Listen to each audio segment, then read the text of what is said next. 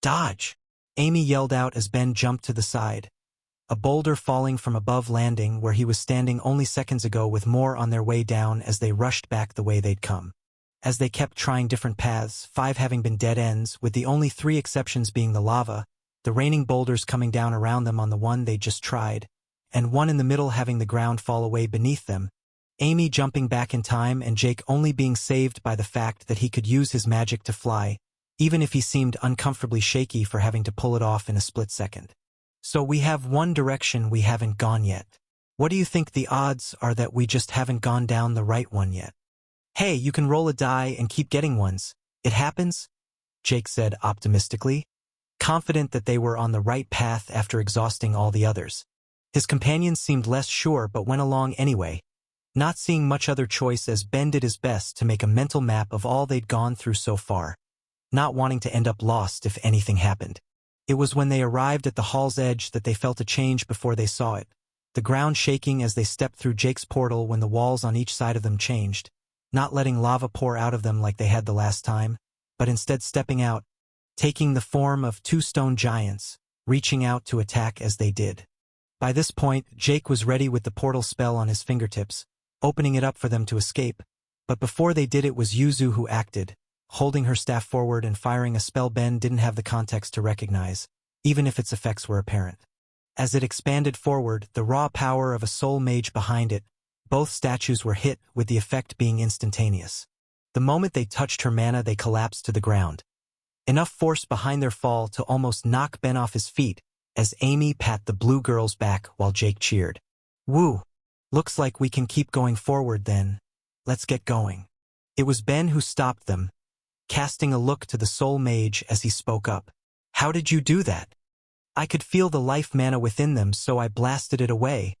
I'm just good like that, she said smugly as Ben focused on a different part of it. Okay, so I guess what me and Thera get to take away from this is that the trial will throw spells that mix attributes at us too. Should I take the fact that neither of you was surprised when Yuzu did that as a sign that you already knew? He asked, watching as their faces went blank and they struggled to speak. Covenants, gotcha. You don't need to try and answer, he sighed. I get it, you all faced something along these lines in the life trial, right? Since we've seen lava too, it looks like as long as the spell uses earth magic it's fair game, and it seems safe to assume that all of the trials operate this way then. Do they have anything else in common we should be worrying about? Again they fell silent, the effects of the covenant keeping them from answering one way or another as Ben held in a groan. He didn't consider that the 3 of them might have information that he and Thera might need, and the fact that they couldn't tell them was nothing but aggravating. Fine, just don't go letting us die from anything you know, and let's keep going. I guess there's no safe path we can take from the looks of it, so we just need to keep getting past these traps when we get to them. Wait, actually, before we do either of you need any stone? He packed a couple rocks to be on the safe side, but the fact that Thera had been able to control the lava earlier was sign enough that they could use what the trial provided as different traps activated. Jake seemed fine, going to at least try to stick to his non-affinitied options outside of his space spell, but Thera held her staff out towards the fallen golem, ripping out a boulder and shrugging as the others looked at her questioningly. Better to have it and not need it, right? She said, and it seemed good enough for them as a new portal opened and they stepped through to the next split. So which way this time, gang? Jake asked as they reached it. Also, if we could walk for this next bit. All of this exploring has been brutal on my mana and I'd rather not need it for the whole not dying thing. Nobody was going to argue. Any party that came through without a space mage was bound to have a terrible time exploring and backtracking, only to discover that no matter what they did, they'd have to keep going through the various traps eventually. Jake had saved them a lot of time and energy on that front, and they'd all be significantly happier if he had as much mana as he could to spare as their main escape route. Though if he needs a break already, he needs more practice with his space magic. Ben noted. Steph could go longer than that with more distance too. Maybe a heads up to mention to Yuliel. Sorry Jake, it's for your long-term survival. Since this was a path on our left, I vote we keep going left, Amy said. That's the easiest way to deal with a maze, right? You keep picking one direction and if you find a dead end you backtrack. Better than wandering around mindlessly. A maze. Something about the word resonated with Ben. picking at his subconscious as a few of his minds worked on figuring out what. It was annoying, like he was right on the edge of something, but since he couldn't see it, it was useless. Without other options, they agreed with Amy's plan as they continued on their way, staying vigilant the best they could for anything that could befall them as they did their best to move forward. While walking was better for Jake's mana, it did leave their minds tense as they followed the plan, finding 2 more dead ends and doubling back as they moved to go down a new hall. A scraping sound telling them something was wrong before any of them could pick up on what. The noise filling the area as they all froze, trying to be on guard against whatever was coming for them, with that instinct being a huge mistake. "Fuck, move!" Ben yelled out, being the first to realize what was happening. They were all in the middle of the hallway and the walls were closing in. Going back or forward would take just as long, so they pressed on, running with all of their might as Ben was carried again, giving him the horrifying view that they weren't going to make it in time. He wasn't alone in seeing that, but it was Thera who reacted first. She was still carrying the boulder with her magic, having it just in case it could be put to use, and finding one as she had altered its shape before Jake even began his space spell, changing the rock into a long, thin bench that scooped up each of the runners before rocketing forward, getting them out of harm's way at breakneck speeds. The problem with any sort of rapid speed, though, was always the stopping. She slowed down the best she could once she'd gotten them out, but still had to stop fast lest they hit the oncoming wall, with the speed being enough to throw them out at it. As the momentum carried them all forward, it was only Ben and Jake who'd paid the cost for it, both hitting the wall and falling to the ground as Amy and Yuzu were more successful in using their high attributes to manage things more gracefully, while Thera had her coordination skill to aid in her landing, rushing over to Ben after she did. "Okay. Maybe I understand why you were so set on the cart having seatbelts now. Are you okay?" she asked in worry as she ran her life magic through him, trying to heal everything she saw. "Yeah, I'm fine. Just renewing my devotion to the idea of introducing road safety to this world," he told her as he laughed, doing his best to ignore the ache in his bones that was already beginning to fade as the spells coursed through him. Amy was less sympathetic to Jake as the other man was being healed by Yuzu. "Jake, I don't want to put too much responsibility on you since we're all in this together, but how many times have your teachers told you that you need to work on your response time, not to mention your ability to cast under pressure?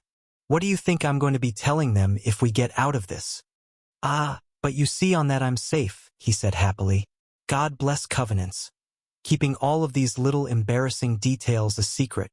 "Well, there's 2 things you need to remember," Amy said with a sigh, feeling like she had to act as his brain more often than not. "1, all they have to ask is where I think you need to improve, and the Covenant shouldn't keep me from saying. And 2, a Covenant doesn't stop 2 people under the same one from talking about it together." Hearing that, Jake's face went blank as he remembered the reason they had invited Thera and Ben instead of bringing their teachers with them, and he rushed to change the subject. "Well, hey, we're all safe and alive, thanks Thera," he called out as they looked down another long hall. "Still, how long do you guys think this will take? This place seems like it's going to be huge, and who knows when we'll run into the next trap? You guys think we'll need to sleep in here? Tower trials can take days to finish," Amy sighed. "I wouldn't be surprised." "Well, your favorite craftsman packed food and sleeping gear, so we'll be fine," Ben said happily, as something about what Jake said stuck with him. "Who knows when we'll run into the next trap?" "Amaze. What am I missing?" Ben wondered. "What's picking at me?" I got plenty of gear in my own magic inventory too," Jake told them, not bound to using a tool like Ben was. "Fully stocked up, so I'd be happy to share our supplies if someone's cooking." Yeah, I'll do it when we need to. For now, let's just figure out which way is next." He could already see the path was going to split ahead, and he noted it in the mental map he was making, when all at once he felt things click. Which way is next? Who knows when we'll run into the next trap? Amaze. "Jake, I know you're trying to save mana after that first stretch, but do me a favor and open a portal to that next area. If we do, I think we'll see that the right path angles left and the left path splits in 3, with 1 continuing on forward." They looked at him funny, not sure what would make him guess that. They hadn't seen a single path that split in 3 yet. There was no reason to think things would change, but Jake saw the confidence in Ben's eyes and did as he asked, opening the gate for them to step through, with each of them first checking the left path, seeing he was correct. Ben, how did you figure that out? Thera asked him, not having the slightest clue what had pointed to that as he did his best to suppress a grin. Wait, one more time to be sure. Jake, if you open away to the left again, this time right and left paths will both split, and the right path should have some trap down it, but I don't know what, so maybe leave the portal open so we can run. This time, none of them were distrusting. Instead, everyone mentally readied themselves for something to happen, gripping their staves and weapons tight to prepare for anything as Jake opened a portal for them to go through. Again, they could see he had been right about the way the paths split. All they still needed to know was if he was right about the presence of a trap too. Each of them tense with caution, they moved forward, Jake keeping the portal open despite the mana cost as Ben pointed ahead towards the wall. That should be where the trap activates. I'm just not sure how close we need to be to set it off. Some of the ones had activated from afar while others had needed them right in the middle of it. There didn't seem to be any way to determine that ahead of time, but as they kept going they watched the area Ben pointed collapse into sand and start hovering in the air. But before any of them could see just what was going to happen, they all jumped through Jake's portal to the last safe area and closed it tight behind them. All of them were looking at Ben, waiting for an answer as he was busy grinning like an idiot, muttering under his breath for the gods who were sure to be watching. Nair, if that hint was your idea, then I love you. What hint? Thera asked, all but shaking him to get an answer. How did you know any of that? What have we seen that could be a hint in all of these gray walls and random traps? Everyone else was eager to find out too as Ben gave the reveal, feeling exceptionally proud of himself for figuring out what had been picking at him as they made their way through the corridors. As he'd been mapping it out in his mind the best he could, he had slowly been picking up on a connection to an already finished map of the section. Calling it a hint actually doesn't do it justice. For this floor, it's more of an answer key. The front door of the trial is a map. What he'd thought had been just a random design at first, and a particularly poor one at that, had actually been showing everyone who passed it the layout of the first floor of the trial. Each line represented either a pathway or a wall, with the dots along the pathway marking out the trap locations, even if that didn't tell him what they actually were before they had to deal with them. He couldn't help but be proud as he explained that to everyone. Not only had he figured it out, but it also meant that he knew the way through. There were technically multiple paths, he just could plan the way that would have the least traps to deal with as they got to the exit. As he told them, though, what he was met with was looks of disbelief. I'm sorry, I saw the door. Are you saying you remember every little design on it? Amy asked in shock. It wasn't small by any means, and the design had been rather dense. She couldn't imagine having memorized it for no reason. What can I say?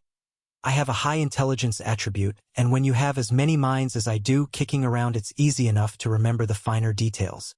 And how many is that? Yuzu wanted to know. They remembered from their meeting in All Faith that he had around 10, but even with that many, casually remembering a complex pattern like that seemed like a lot. A very cool, very unpleasant 30. Personally, I wouldn't recommend that many, the headaches are intense, but they do have their uses too. He ignored the looks of surprise and horror, instead taking a seat without much worry. He was confident that the floor they were currently on had just gotten significantly easier, all it came down to was planning. So here's what I'm thinking. We wait for Jake's mana to top up and then we teleport our way through things. I'm confident we can avoid traps as long as he can use his spells fast enough, and we'll take breaks where we can to recharge. Sound good? He wasn't expecting any argument and got none. All of them happy to take his suggestion as they took the time to relax just a little in the relative safety of the area they were in before moving once more. From there, progress was swift as Ben guided them. Any trap that could be avoided was, even if that did mean some roundabout pathing, while the ones they had no choice to go through were warned afar in advance.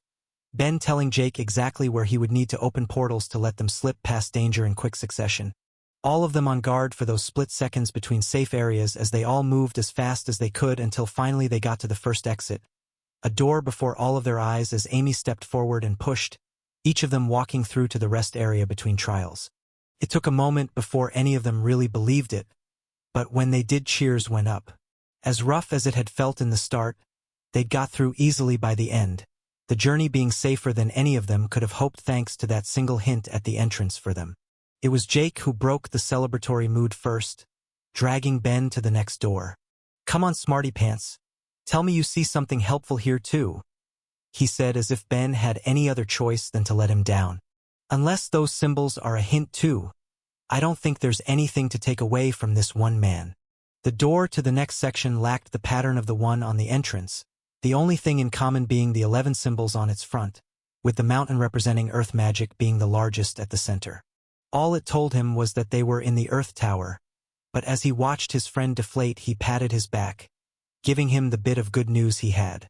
"Even just getting the clue for the first floor is plenty, and it's honestly good news for you guys, I'd say," he told them as Jake and the others perked up. Each tower had a different design on each door, right? If this one was a clue, then I'd bet money the others are too.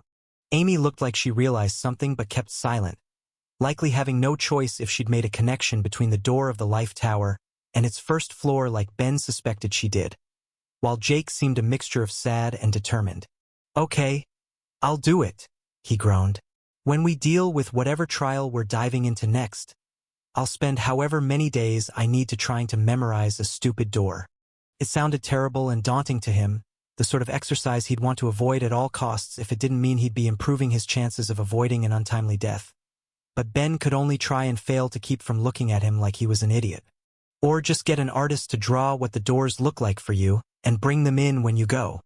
"My guy, you really are a smarty pants," Jake said happily. "There's no way you were this bright in high school. What happened?" "Okay, first of all, rude. Second, like I told you, I grew a bunch of extra minds and most jobs I've taken have given bonuses to my intelligence. It helps a lot. I'll bet." "Come on and give me a taste," Jake told him, sticking out a hand to Ben. When they'd spent time together in all faith, he'd insisted on seeing what Ben's connect was like, as well as the structure of his mind at the time, and after seeming to have a bad time of it then, Ben had no idea why he'd want another attempt. "I really can't recommend that," Thera said before anything happened. "There's no way that's going to feel pleasant." "Oh, I know this is going to suck," Jake agreed.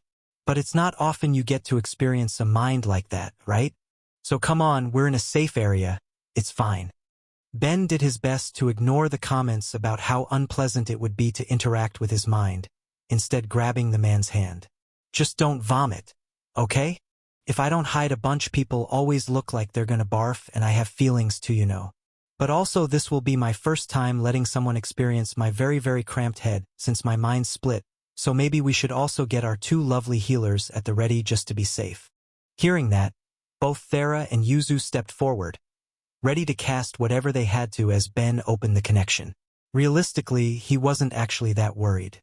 While he knew connecting to a bug had been enough to kill it since the Zeroth level of his skill and connecting to a god or great spirit were supposedly enough to kill him in return, this was a connection between humans.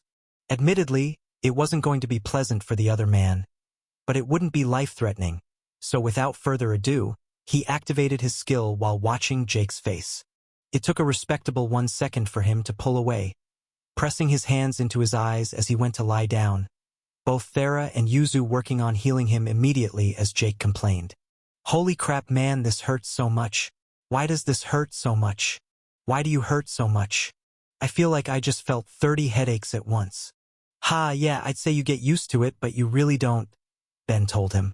"Probably for the best you didn't get to check this last time I leveled one of my more problematic mind skills. You think having a headache with 30 minds is rough? Try a full-blown migraine." "Ugh." He continued to lie down and moan as Yuzu treated him, Thera having left it to her since, as a soul mage, she was going to be far more competent at it than she would as an awakened mage, while Amy looked to Ben with mild worry. "Is any of that actually okay? Like, human brains aren't supposed to do that. Or any brains for that matter." "It's probably fine," he said with a shrug. "I'm told it's just a few more months before my soul is able to take enough of the burden from my mind before my headache disappears. And once that happens, there shouldn't be any real problem with my mind skills as long as I don't level them again." As he brought up his soul, though, he couldn't help but whip to face Yuzu, his eyes glowing with hope and expectations. "Of course, if a lovely soul mage happened to be around to help little old me, I wouldn't say no," he said innocently, trying to seem nice and pitiably as she just sadly shook her head. If I had any idea how to help with that, I would have the moment I saw you, she told him with a voice filled with apology and regret. Honestly, there's only a few people I think I could recognize from their soul alone, and you're one for all the worst reasons. Love hearing that, thanks, he sighed. Between Lux and whatever god Myriad had bought him some help from, it seemed that he'd used up every bit of luck he had for getting some relief, leaving him with nothing to do but wait the last bit out. Once Jake had recovered from the brief exposure to Ben's mind, Ben cooked a meal for everyone before they all decided to rest. Just because they'd gotten through the first section safely enough didn't mean they'd have the same luck with the next, so they needed to sleep while they could. At least Ben tried to. As the others were having far more success, he was gripped in his usual nightmares without the option to go to his god's realm to rest. They may have gotten lucky on that first floor, but it wasn't like Ben hadn't gotten lucky in the last trial at all either. It wasn't enough to keep his unconscious minds from dwelling on the hell he'd gone through, forcing visions of earth and fire and death upon him as he thrashed about, waking up after far too short a time to his pounding heart, along with someone holding him close and whispering in his ear. "It's okay. You're okay. I'm here," Thera kept telling him over and over as Ben grabbed onto her, holding her tight until he felt himself calm down. "Sorry," he muttered, his face buried in her chest as she gently rubbed his head. "You don't need to be sorry," she whispered back, hesitating for a moment before continuing. "I didn't realize it was this bad." The only time he'd truly slept around her since leaving the trial had been when they'd gone on their way to deliver the statue to the Church of Aneth. Each other time he'd been letting his body rest, just never his mind. When he'd mentioned continuing nightmares, she'd known it was bad, but she hadn't had to see him go through it. "Ah, well, you know how it is. Usually I can just zip up to Myriad to keep my subconscious from giving me hell. Here, not so much. I'll be fine." She didn't bother suggesting he could leave. She knew he wouldn't agree. So instead they just laid there together as hours passed until the rest of their companions finally got up. "All right, everyone, the ride goes on," Jake yelled out as he stood at the door to the next section. "If you want to get off, now's the time. If not, make your peace with your fate and let's go." It was far from inspiring, but they'd all rested long enough. Ben could feel Thera's eyes on him, watching with worry, but he ignored the concern. Even if he wanted to be anywhere else, he wasn't going to let her walk into a death trap like that alone. So pushing aside any hesitation, he stepped through the door to the second floor of the Earth Tower. The first thing he noticed as he got in was that nobody was in front of him, making a bit of panic shoot through his as his eyes darted to the tracking band on his arm, making him look to his left and right to see he'd been too hasty in his worry they'd been separated, even if they had a different problem to deal with. Jake, Amy, and Thera were all to his left, with Yuzu on his right. All of them were close by and easy to see, but they were each separated from each other, a translucent barrier dividing them all, giving them each a few meters to roam around in but otherwise sealed away from the others as they all looked onto where they were, the center of a coliseum. As worried as he was, having no idea what they were about to be forced into, Ben couldn't help but admire the structure. It immediately brought to mind visions of what the one in Rome must have looked like in its heyday, the massive arena around them made to pull in an audience of thousands, if not for the fact that it was entirely empty. Better than the seats being filled, I guess. If I came in here and every seat was taken, I'd be thinking that we'd need to fight through all of them in the worst battle royal in history. Having said that, it still looks like it's going to be a fighting one from how things are set up, so how is it going to work? What he was certain was going to be the exit out was on the opposite side of them, but it looked sealed shut, a thick stone bar across it that he doubted they'd just be allowed to move to get rid of, and he had no choice but to try and understand what the point was of the setup. Is this an escape thing? We're basically being trapped by barrier magic, but that doesn't really feel like something you'd have to deal with in the Earth Tower. Unless, of course, we're supposed to use Earth magic somehow to get out, in which case I get to be a lovely damsel in distress as I wait for the others to save me. Speaking of, he looked to the side where most of them stood trapped, able to see Jake, Amy, and Thera all reacting to the situation in different ways. Jake looked like he was saying something, but the lack of noise would indicate the barrier was soundproofed, while Amy and Thera both looked like they were trying to get out, Amy trying to break through the barrier with her weapons while Thera used the stone Ben gave her earlier to try and force her way through, neither having any luck. So if part of the goal is escaping on our own, I guess we're screwed. Cool. He cast a look to his other side, finding Yuzu sitting contently, waiting to see what would happen as he decided to do the same, just as the first sign of whatever the floor had in store for them all began. From the ground emerged 3 golems, similar to the last section but smaller, at least relatively. He'd say the ones before them all stood at double his height, each in the standard hominid form looking like hard granite that was ready to pounce, while at the same time only one of the enclosures opened, letting Jake step out. He looked hesitant, casting his eyes at the rest of them as he went forward for whatever was to come as he faced it alone, with a voice ringing from the sky for all to hear. Fighters, show your valor. That signal was apparently what the 3 golems needed, each of them moving far faster than Ben would have expected from them as Jake stood, briefly caught off guard before he started to run. With the attributes he'd gained by coming to the world, he was able to move at a shocking pace when he wanted to, enough that he was able to get away from the 3 golems at least briefly. As the 3 watched Jake run, it looked like a decision had been made amongst them and they split up, covering more ground to try and get him cornered as they bared down on him, with Jake holding up his staff to face the closest, firing a spell as he did. Even restricting himself to only his non-affinitied mana, he was far from weak as he put his power to use, using his magic to pick up one as it threw a punch, throwing it in return to the next making its way to him, bringing both to the ground and out of his thoughts before redirecting himself to the final one standing, using his power in the same way Ben used his destruction, disintegrating the entire thing as a pile of sand and dust took its place.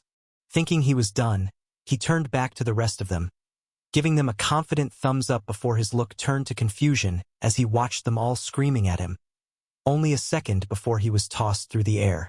Oh shit, don't be dead, don't be dead, don't be dead. Ben prayed, quickly seeing that the worst hadn't come to pass as Jake got up on shaking legs, flooding his body with whatever healing spells he could as he saw what hit him. Of the 3 golems he was facing, he'd only actually destroyed one, and while he was distracted by what he'd thought was his victory, the others got back up, catching him while he was unaware and about to go in for the kill as Jake did his best to throw himself out of the way from the next strike, holding out his staff as a different spell was fired off, his aim not quite right but the size of the golem making up for that as the attack turned half of it to sand. It collapsed to the ground, not finished like the first one had been, clearly able to drag itself around on the single arm and leg it had remaining, but no longer a priority as Jake's focus switched to the final fully intact enemy, throwing its stone fist directly at his face in the same instant that Jake displayed just how versatile non-affinity magic could be, the mana held in his soul exploding forth in the form of the same sort of barrier that trapped the rest of them, blocking the attack long enough that he had a different one at the ready the second it came down, the golem disintegrating before all of their eyes.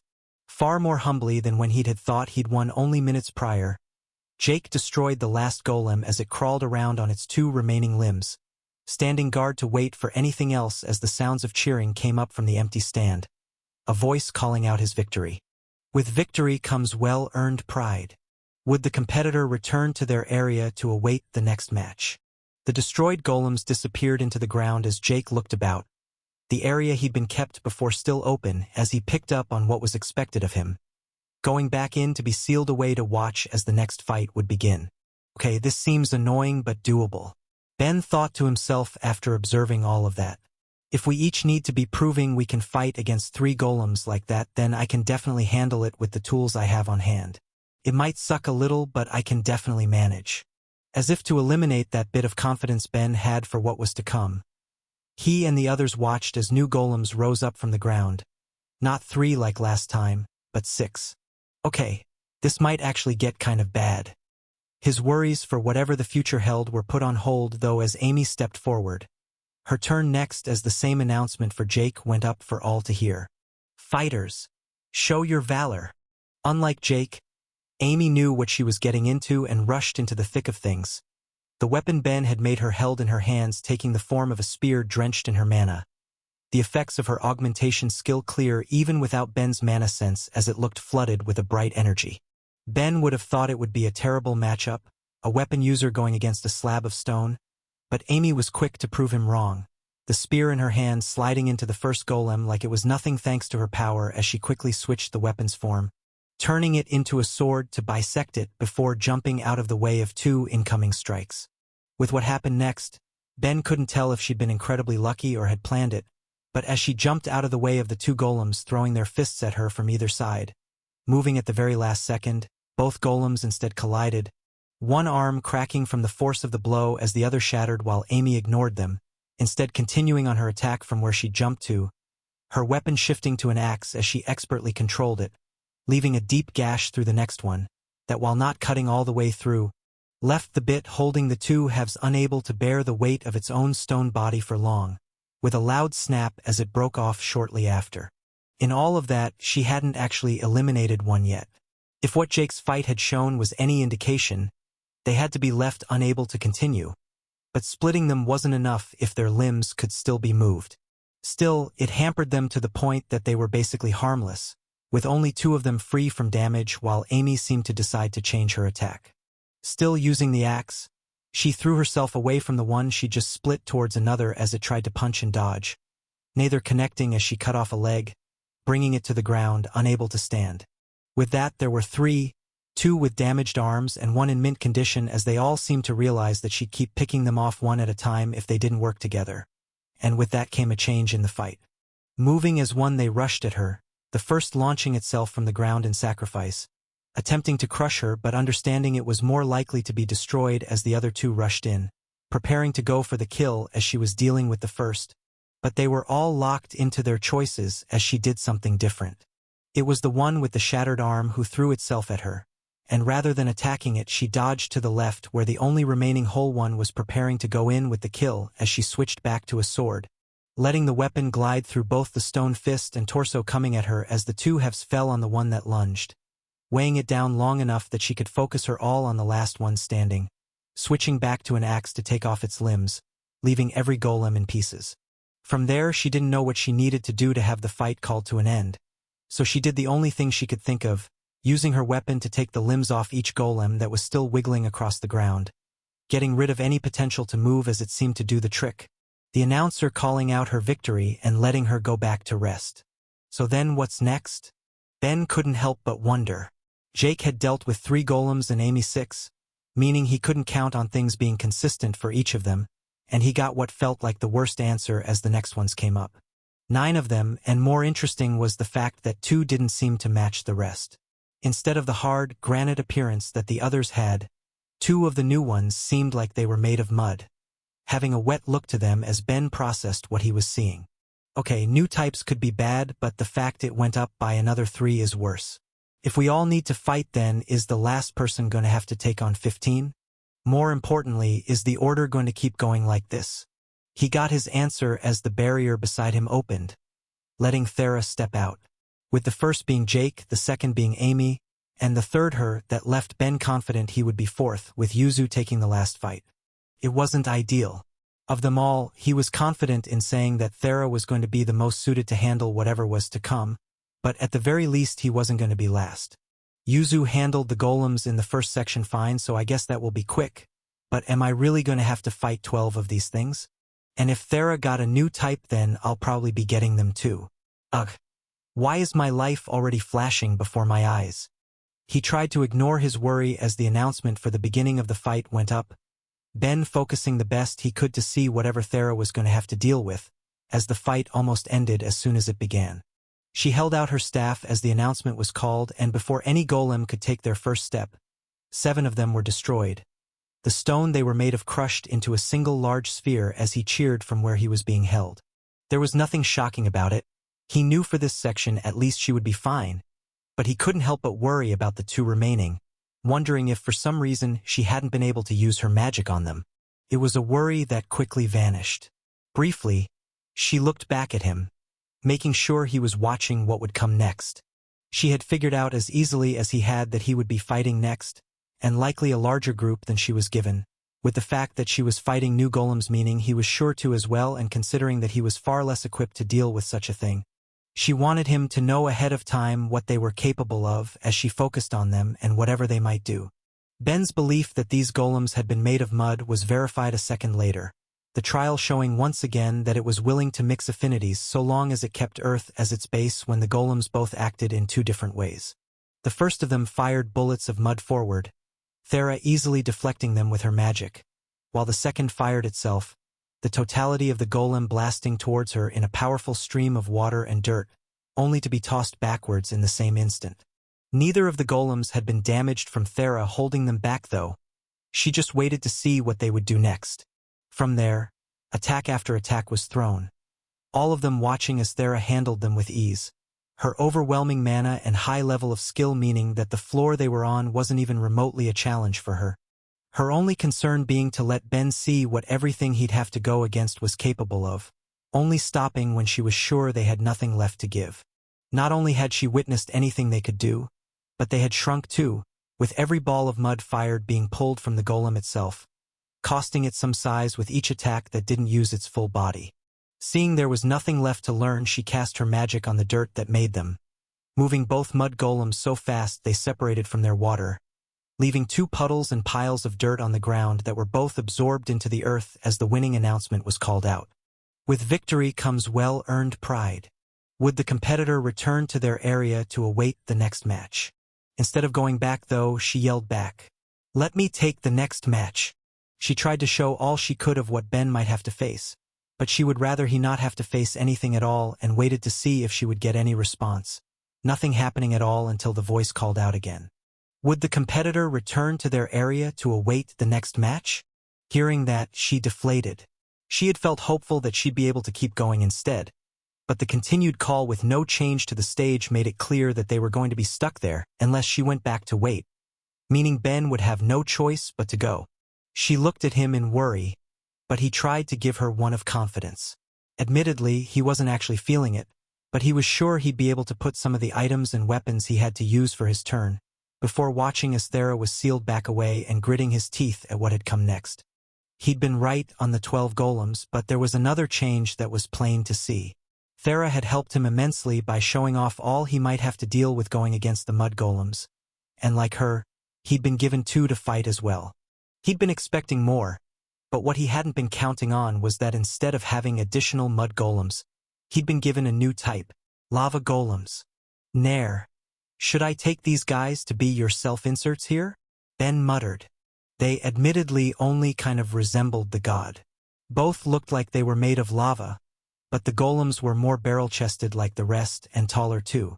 And also going to try and kill me, which thankfully Nair hasn't yet. Okay, don't panic.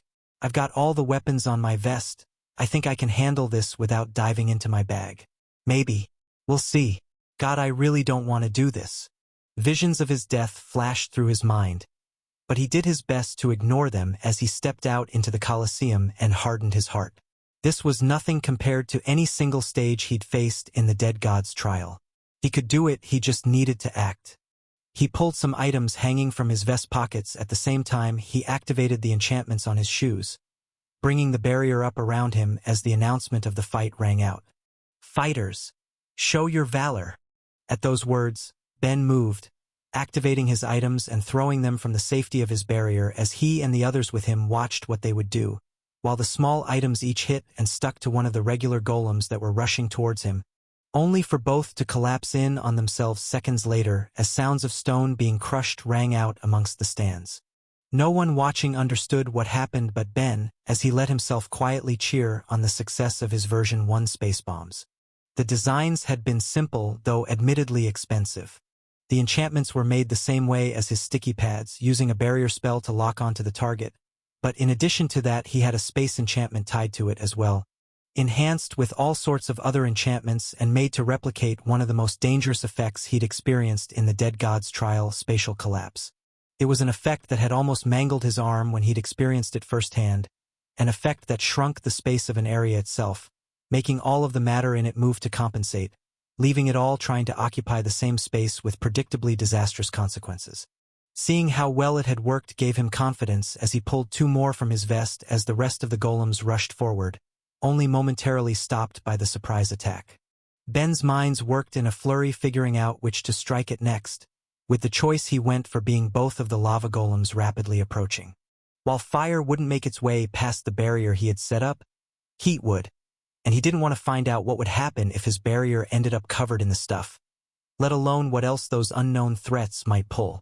The first of his throws successfully hit, the liquid stone reacting to trying to be forced together by ripping itself apart, the molten rock splashing on the surrounding golems and eating into them as well, but the second missed as his throw was avoided, making Ben move fast with another. This time as a test he threw two more, trying to make it look like they'd miss as expertly as he could as both hit the ground one after another, each right in front of two golems that didn't react to them, thinking they were safe before being caught in the collapsing effect. The enchantment's radius being big enough to take in the feet of the two his throws had landed by, bringing both to the ground. 5 down, 7 to go. He thought to himself as he looked at all that was left. He'd managed to remove the unknown variable that was the lava golems, leaving only 5 stone and 2 mud to deal with, all of them acting far more cautiously. The 2 mud golems moved back, taking advantage of their properties to shoot at him from a distance as his barrier took the blows, not buckling under the force of the attack as he tried to decide what to do next. He had plenty of space bombs left and he hadn't even touched some of his other options, but with the golems taking a more cautious stance his options were limited, leaving him no choice but to reach into his pocket, pulling out his revolver. He'd considered bringing the shotgun he'd made when dealing with Aether but ended up leaving it behind, wanting the convenience that the smaller one he'd made first would give considering he hadn't actually known what they might end up dealing with. Whether that had been the right call or not was something he didn't know for sure, but as things stood all he could do was hold it out and take aim as he ran his mana through it, taking his first shot. His accuracy had always been weak, but with the size of his targets that didn't matter as much. He was already seeing his barrier could stand up to whatever the mud golems threw his way, so instead he focused on the stone ones who seemed to be waiting, trying to understand what to do next, so that was what he fired at first. Not getting it where he wanted to but still hitting its torso as the very next instant the golem exploded. The stone in it shattering as the effect of the magic bullets Ben had made showed their strength. Both his bombs and bullets had challenges in their creation. As for the bombs, they needed specific activation conditions placed on them since the moment the space spell went off the item holding those powerful enchantments would be destroyed too, breaking the white mana crystal they were placed on, but the bullets had been a whole other issue. With his current skill, there had been no problem adding an enchantment to something that small. The problem he'd had to face was ensuring that the bullets wouldn't be damaged when they were fired, giving the potential to break the delicate enchantment on each one. The solution to that had been orichalcum, the magic metal that proved to be all but unworkable unless mana was used in its processing.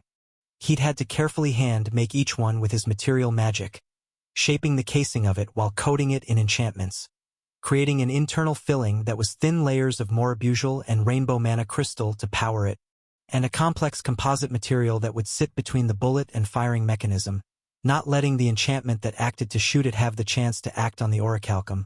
Also he could deliver an effect that was a combination of both earth magic and his own destruction, each heavily enhanced by all he could get from his blending system. He was firing his next bullet before he even processed that the first shot worked, moving from one golem to the next as fast as he could before he could act, only really missing once as the last 5 stone golems went down and his gun was empty, leaving him with only the remaining mud ones, still firing off attacks from a distance, both of them much smaller than they'd started as mud piled up around his barrier. From there, his minds were a flurry of activity, his headache spiking as everyone in his head tried to figure out what to do about the last 2 as fast as possible. He could reload and take them out, but he didn't want to take his eyes off them for a moment. His barrier was holding so far, but there was always the potential that a large enough attack could change that, and he'd already seen in Amy's fight that the golems were willing to self-sacrifice if it would give a different one better odds. And from where he stood, he didn't think he'd be able to hit either of them with his remaining space bombs. At the end of things, he wasn't a warrior. He couldn't count on himself to make the right choice in a split second.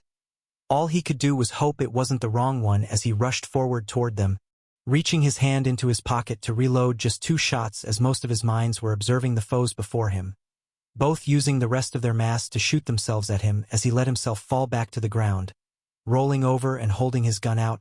Trying to take aim as time around him felt like it slowed to a crawl while he watched both golems change directions in midair, coming back at him as he fired his shots and ended things. With victory comes well-earned pride. Would the competitor return to their area to await the next match? As the announcement went up, he just kept laying there, feeling his heart pound against his chest in the moment. He'd done it.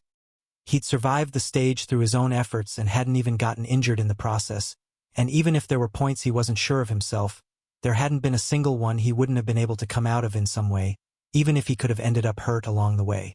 As the announcement went up again, he finally got to his feet, looking around to see that not only had the golems disappeared, but the shattered remains of his weapons too, as he mumbled for the gods to hear. Even if they were broken, all of the materials were still good and they weren't cheap. I want those back. No matter how much money he had to his name, he wasn't going to just throw out anything worth its weight in gold. But since there was nothing he could do about that, in the moment he walked back to his area, enjoying the looks of his companions. Even though he couldn't hear it, Ben could see Jake cheering while Amy mostly seemed surprised.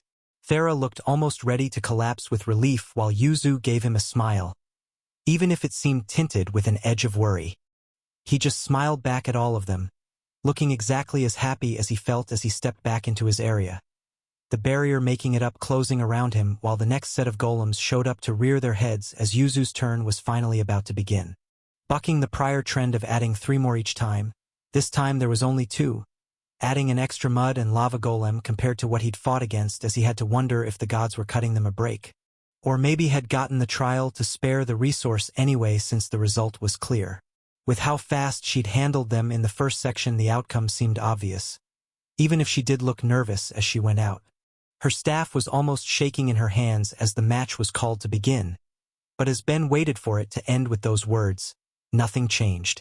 None of the golems collapsed to the ground, instead firing off their attacks or starting to run forward as Yuzu ran, avoiding the mud and lava coming at her at high speeds while she showed off the attributes of a third-tier skill holder, rushing and weaving around all of them without rest. Is she just playing with them? He couldn't help but wonder as he watched. Or she's maybe treating this like practice, a chance to put her attributes to the test against a powerful enemy? I guess if you have the leeway, this could actually be a decent opportunity for things like that. Really need to make sure I keep raising my own stats too. Absolutely want the option of running circles around anything trying to kill me in the future. Whatever it was, she was definitely getting a workout. Ducking and weaving, jumping and dodging, all to go against the horde before her as well as she could, right until her first slip-up. It was comparatively small, but having dealt with plenty of burns himself, he didn't doubt it would hurt. He watched as a ball of lava skimmed across her arm, an inch of flesh and muscle disappearing with it as she screamed, putting her hand over the wound as she rapidly healed it while she kept pushing herself, trying to get all of the speed she could. Okay, that's probably a sign to finish things, Yuzu, he muttered, casting a quick look to Jake and Amy to see how they were reacting, only for it to finally click for him that something was very, very wrong.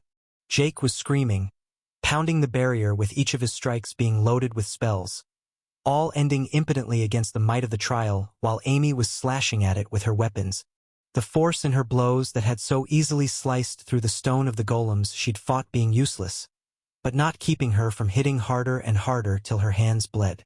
Thera was trying to force it open the only way she could, the scales of her armor being ripped off and condensed into a ball to smash against the barrier as well, all with no luck as things snapped into place for Ben.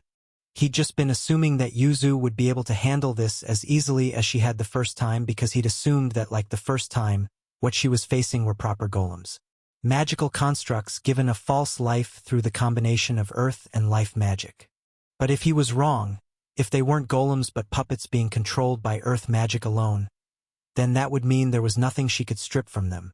Despite all of her strength, without having a different magic herself, she was basically powerless. Shit. If she really had nothing, then she was going to die. The very thought brought all of his nightmares to the front of his mind as he dug through his bag to do everything he could, as desperate as everyone to fight against her inevitable fate. He slapped on 2 bracelets, both made to give him the best buffs he could, despite how little that would be with his resistances, before slamming a potion made to enhance his mana recovery rate even more as he smashed his hands against the barrier trapping him, pouring almost every drop he had into his destruction, only to feel it not work. Come on, I can do this, he told himself as he opened a different potion, feeling his mana rise all the faster as he again put everything he had into applying his magic to the wall before him. This is just a construct of mana. I know I can break these. Come on. Still it held as Ben gulped down another potion, while before his eyes Yuzu got another injury, the attack of the mud golem getting her other arm, knocking her staff from it as the bone broke. This is just a stupid trial. Aren't I the trial defier? Aren't I the trial breaker? So just break already. Still his effort failed him as Ben slammed another potion, failing again and again like the others as they were forced to watch Yuzu get battered more and more, injuries piling up as fast as she could heal as it took as much of a mental toll as a physical one. It felt like his teeth were going to shatter from how hard he was clenching his jaw. She was being cornered and they all knew it, and in his last bit of desperation, every mind in his head focused on directing his destruction as perfectly as possible to a single point as he forced every bit of mana he'd recovered out of his body. "Come on!" he yelled, everything he had going into it. "I'm the king of sacrilege. I'm not going to let something some stupid god made get the better of me, so just break already." He felt his headache worsen as he nearly bottomed out of his mana again while at the same time he fell forward, the barrier in front of him shattered under his hands and evaporating into unstructured mana as he kicked off the ground into the trial with all he had.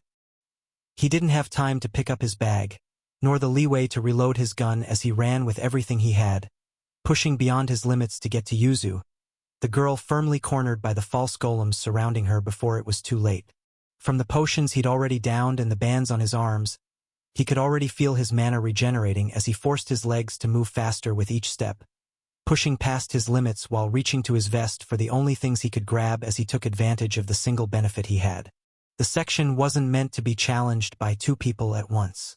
With none of them looking at him, he threw more of his space bombs, aiming to take out what he still viewed as the greatest threat, the lava golems as each one hit, the adrenaline flowing through him as his minds reached a level of absolute clarity. Seeing his goal and bring his aim to a laser focus as he ran past, feeling drops of the molten lava explode outwards and burn into the only exposed skin he had while he ignored the fire and pain it brought to his face. He threw two more from there, getting two of the stone golems by the time he'd entered the crowd and risked throwing one more to get the last of the lava ones, immediately feeling the effect as space collapsed too close to him, the edge of his arm being caught by the effect. It being pulled one way as he insisted on continuing another, the act ripping the limb from its socket as he didn't bother to suppress a scream, letting it hang limp from his side as he kept going forwards. It all happened fast, but the other golems started to pick up on the fact that something was wrong by the time Yuzu noticed him, her eyes locking on Ben in shock as he slipped past the closest stone golem, slapping its leg with his good hand and pouring every bit of his destruction into it with the little mana he had, separating it from the limb as it crashed to the ground while Ben kept pushing forward, finally standing before the soul mage and turning to face the remaining 8 golems as he activated the barriers in his shoes while he took stock of the situation. Even if he had made it, their position was terrible. They were backed against a wall, and even if he was blocking Yuzu the best he couldn't bring her into the enchantment with him, meaning if anything got around him she was screwed again. Worse, he was running low on his collapsing space bombs. Still, better to put them to use now, right? He thought to himself. A manic smile stretched across his face despite the severity of the situation as he reached down and grabbed them, throwing them out one by one as he felt the effect of each enchantment drag him forward, his barrier being too close to the golems to go unaffected by the blasts but not to the point of dragging his body in like his arm had while he watched one mud and 2 stone ones get destroyed, leaving him with no more bombs or any sort on hand. Okay, so my vest is now empty and my bag is basically a distant memory with how far off it is. Great. Definitely should have squeezed a few more pockets onto this. With that particular weapon used up, he needed more options, and just as importantly he needed 2 functional arms. During the same time he fumbled about, trying to force it back into place, 2 golems came forward and struck, their fists smashing into the barrier that didn't give. Looks like I've got time then. Love it when something actually works in my favor.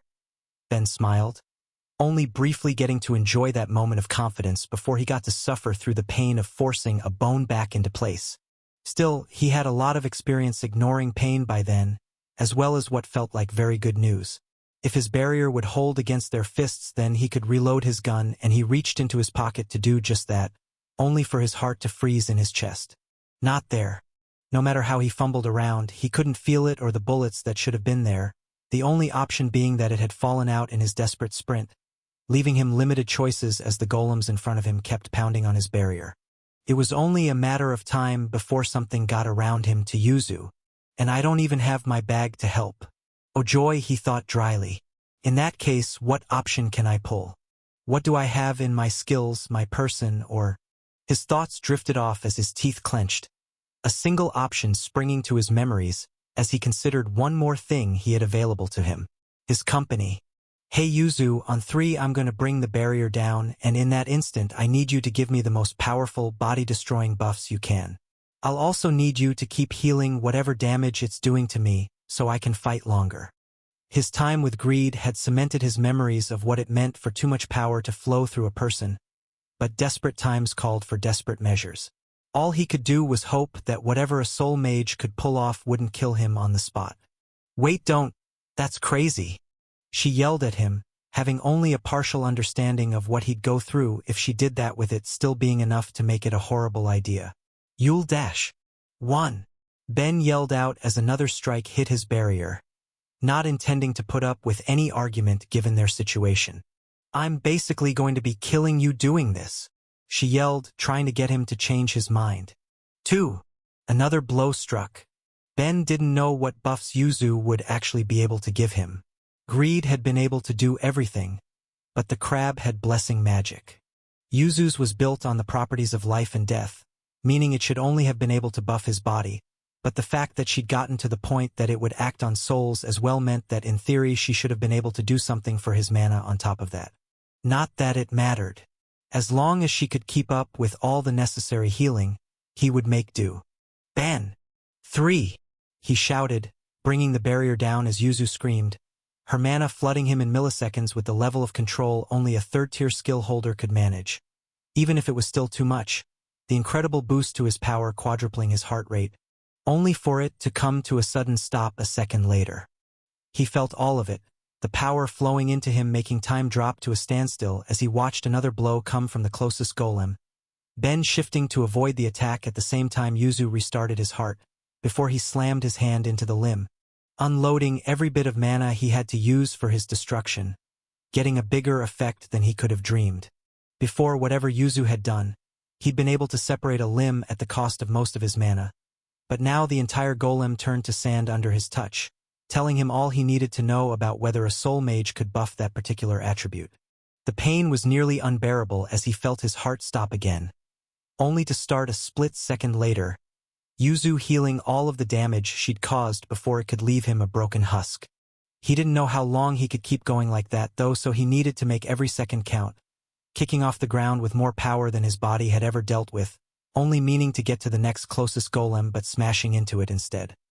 He couldn't tell if the bloody face print he left on it was a result of that or if his various orifices had already been bleeding, but he didn't stop to think about it, instead forcing his destruction through that new one before it could move to react and going on to the next one from there.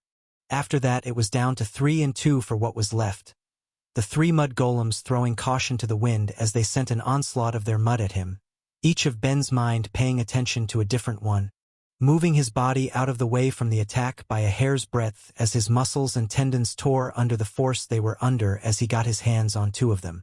A small part of him noticed the blood coming out of his fingernails and pores by that point while the mud golems collapsed into piles on the ground, but as long as he could survive whatever was to come he knew it could be healed, so he turned to focus on the next one, rushing to the last mud golem and having it almost under his hand before he lost sight of it. It wasn't just it though. He'd lost sight of everything. His eyes going blind and his other senses all but unusable from Yuzu's power flowing through him. He didn't know for sure if he was even touching the golem, but with no other choice he had to go off hope, using his skill for all it was worth as his vision came back under Yuzu's healing, letting him see the pile of dirt before him. 2 left. As he went to the closest he stopped being able to breathe, the air he sucked in doing nothing for him as his body screamed for it through all of the agony of his very cells tearing themselves apart from the mana assaulting him, with him turning it to dust under his hand before turning to the final golem, taking a step towards it and collapsing to the ground. His entire fight with them all couldn't have been more than a minute long, but the effect on his body was devastating. Everything ached, everything hurt. He was sure that any part of him that blood could have leaked out of did, and he couldn't even move a finger as he laid there, the golem seeing him limp and powerless and rushing forward to trample him underfoot. So this is it, huh? Death number 2. Or maybe I should be counting it as more than that. Does every time my heart just stopped count? 'Cause then I might be up to death 10ish. Myriad, I'm sure you're listening so time to tell me about whatever secrets the system holds. You promised and everything, so no letting me go off without an answer. He wanted to fight against it, but if Yuzu was still healing him, then it didn't seem to be having any effect. All he could do was watch the golem grow closer, needing 2 more steps to end things, only for someone to pull him away as it got down to 1. With all that there was left being a single stone golem, even if Yuzu couldn't fight it, she could at least run, and her exceptional attributes made doing it while carrying his dead weight a breeze as she sprinted away, getting to the other side of the Colosseum as fast as she could, all while she kept working on healing Ben. I told you this was a terrible idea, she screamed at him while he was unable to respond. I think you were technically dead for a bit of that. I had to actively keep your soul from leaving your body while I was fixing it. Huh, neat, hope there aren't any crazy side effects to that. He didn't care one way or another if he'd almost died or technically died or anything along those lines. What mattered was that he wasn't dead then, and as Yuzu kept running with him, buffing herself farther than she'd normally be willing to since Ben had shown his own determination in that regard. They were able to stay away from the golem as he was healed, albeit slowly, all while Yuzu complained along the way. I barely know how to fix some of the damage that I just did to you. You want to know how fast I can usually treat wounds, Ben? Instantly. I can help regrow limbs in seconds as long as the person missing them has the spare body fat to convert. I basically have to repair cell by cell right now. And you're doing great, he said as encouragingly as he could the moment he could talk. I'm a real big fan of how you're keeping me from dying right now. The last sentence was accompanied by blood rising up his throat while Yuzu yelled for him to keep quiet while she kept running, doing everything in her power to keep his body alive to heal and repair as it all just wanted to shut down until he was finally out of danger, even if he still needed a lot more work to get to top shape again. Alright, that means we just need to take care of the last one now, he mumbled. Yuzu was going to try and tell him off there, to convince him that they could think of another option before he needed to be buffed like that again, or at the very least to wait till he had been healed more, but before she could bring up any of that she watched as he wiggled around in her arms, facing where the others were helplessly stuck watching. We need to grab my bag, please. Seeing he had an idea that didn't end with him destroying everything she just worked so hard to heal, she rushed over, bending down to scoop up his bag and letting him pull out something he hadn't yet used, his sticky pads. They were similar to the space bombs he'd used, only meant to act as traps to hold something in place instead of destroying it, but Ben had access to all of the rings on his fingers and he was happy to modify them on the fly, a large part of him wishing he'd had his tools in hand before he'd been forced to resort to such an extreme method as he changed them to more space bombs. It would technically be a bit weaker, the item not made to deal with the space affinity the same way the others were, but it would be enough. He directed Yuzu to run at the golem the moment he was done and watched it collapse into a dense ball before their eyes, with Yuzu falling to the ground with him the moment they were sure it was destroyed. For a second they both laid there, hearts pounding as they caught every bit of breath they could, but it didn't take long for Ben to pick up on something that was very, very wrong. They'd destroyed every golem there, he knew they did, but no announcement went up to congratulate them like it had for the prior ones, and worse than that, he saw the dust of the destroyed pieces start to move. Right, okay, I get it. If we're following patterns, there really should have been a 15th for Yuzu too, and having another type of golem would fit how the 3rd and 4th rounds went. But come on, even the gods need to admit this is pretty damn fucked up, Ben muttered under his breath as they both stared up at what was forming before them. An outrageously giant golem held together from the sand and stone of the ones he'd already destroyed, as well as swirling vortexes of air, creating what seemed like a living sandstorm before their eyes. Yuzu felt all but defeated by what they were seeing. It was outrageous, the thought that one person would be forced to fight against it ignored any bit of fairness or decency. But before it began to move, Ben reached into the bag he was grasping so tightly, grabbing 3 of the same item to be on the safe side before tossing them in the wind. Version 2 space bombs, go, he called out half-heartedly as he and everyone else watched their more niche effect taking place, doing the opposite of the first version as they expanded the space they hit instead of contracting it, pulling the last challenge of that section apart while everyone watched with an announcement ringing out seconds later. With victory comes well-earned pride. Would all competitors move on to the next section? He let himself fall back while the bar sealing the door fell away as he heaved a deep, painful breath, happy despite everything that they'd both managed to live. Man, I'm a smith and an artist and an alchemist and a woodworker and a stoneworker and a cook and an enchanter and whatever else I can squeeze out of my crafting skill. Ben muttered to himself. And you know what all of those things have in common? None of them are runners. There isn't a single thing that any of my main skills need that involves running. So why do I keep getting dragged into situations where I need to run and try not to die? No answer came though as a different group of runners rushed to him and Yuzu.